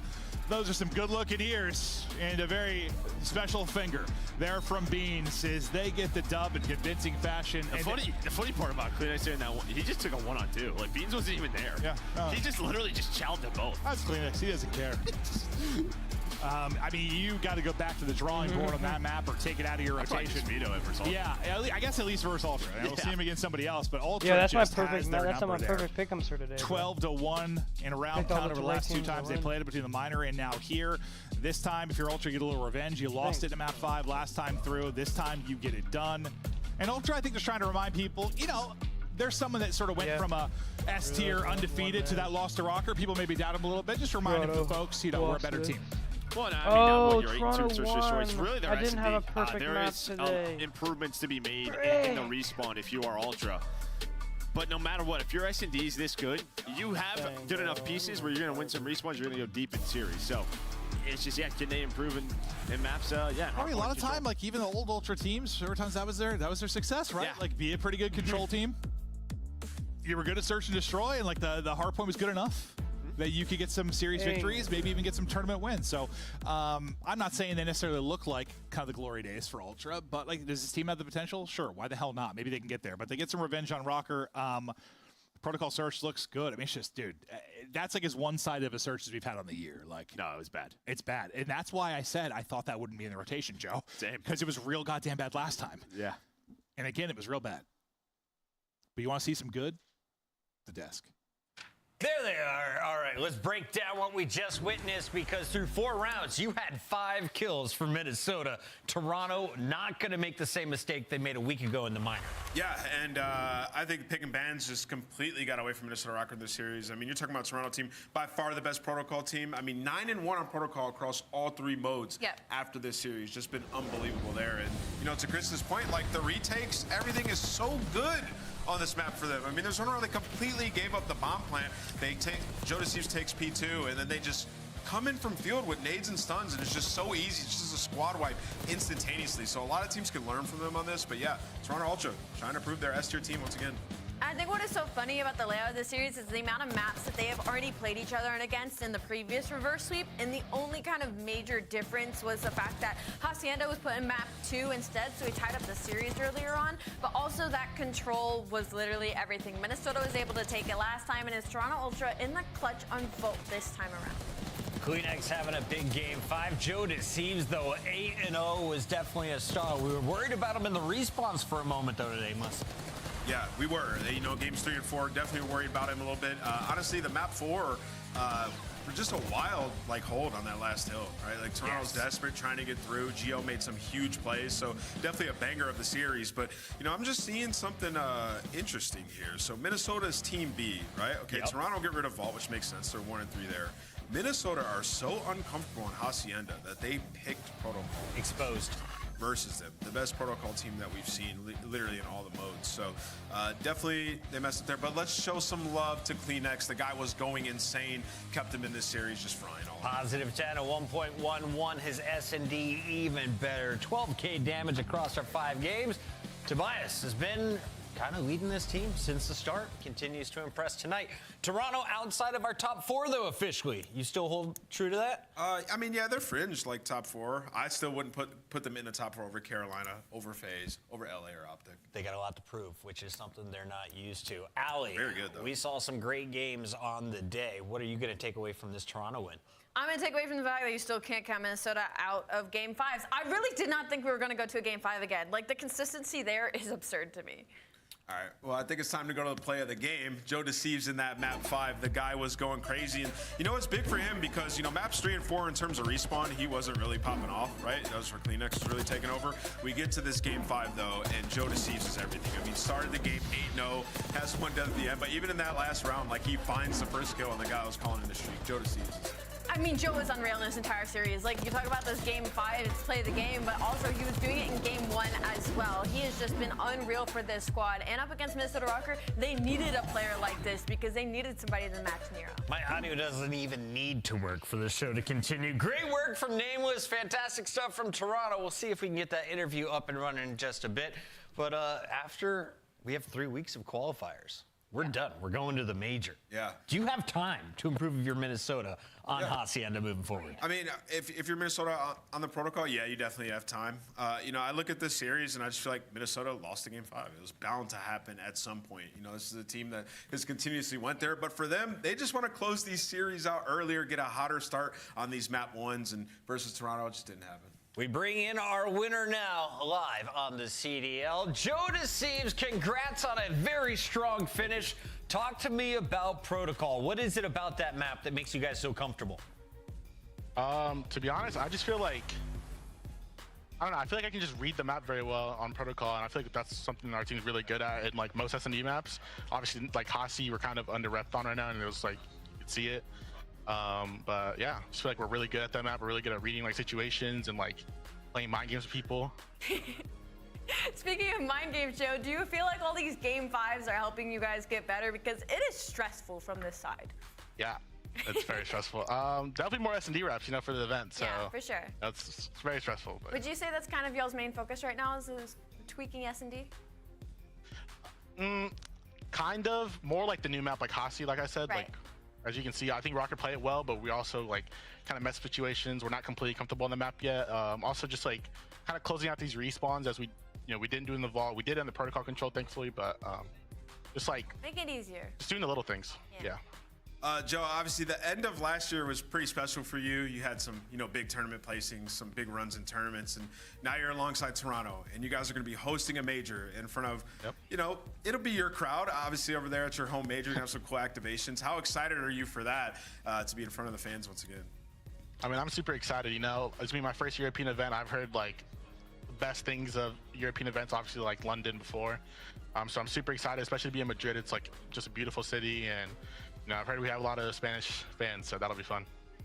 Joe, last question I got for you. We saw, of course, a strong performance from you guys, but Nameless says you're outside the top 4. You've been on teams that have been considered outside the top 4 in the past. So what is your personal goal right now on Toronto Ultra, and what are your expectations for Major 1? Win the event is my goal and my expectation. I feel like there's no reason we shouldn't. Like I said, it's just right now, just like closing out these maps, and just, making our practice as efficient as possible, and we'll be perfectly fine. I feel like the talent's there. It's just, like I said, putting the work down to it and closing the maps out in matches. All right, well, we get to see you back in action on Sunday against Kismet and LAG. We'll see you then. Thank you. See y'all. That's Joe DeSeebs. Great stuff from the young man. Very strong game number 5. Toronto back to their winning ways. I was worried about them. I'm not right now. Predictions were on point today. I went 3 for 3. Let's revisit all of the action, shall we, Nameless? 2-1 for me. It wasn't the greatest day of predictions. Muy bien. This team was pretty good. Look how good Priest is. Yeah, they were really good. This team desperately needed a win, and for them, they really need a win. Just obviously for this stage for points, right? They're still trying to get into winner's bracket, which is possible. There's a lot of teams sitting at 1 wins or 0 if you're the Vegas Falcons. But yeah, I mean LAG, I think Priest has showed like, hey, I'm here to stay. And Kismet had himself a big day as well. What if your first name was? I think we're excited about LAG mates. You're kind of feeling good. You're finally on the board. Your team finally looked like they were all on the same page. On the flip side, though, for New York Subliners, I can kind of say the same thing. I feel like they kind of beat themselves a couple of times in this series. This is a matchup I would expect to be like middle of the pack, right outside the top 4, like trying to beat their way in. But this is like bottom 4, bottom 6 teams right now, just trying to fight their way into some points heading into the major and cleaning up a few things. So I think on both sides of things, they showed some great improvements. But obviously, Gentlemates walk away with their first win of the season, desperately so needed. And Priesta looks so much more comfortable on this team.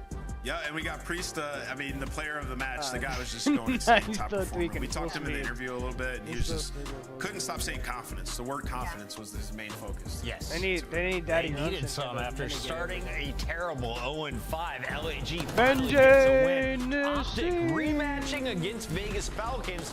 The very first match for Wixel and Doha was, of course, was against Optic. Today, they get a win, but that's Adidas tough round. I don't know. I feel like we're being kind of lenient with how close this series actually was. Optic versus Falcons, especially if we are talking about an Optic Texas team that we are saying is going to win the minor or going to go to Major 1. You can't have it both ways. You act like a woman right there.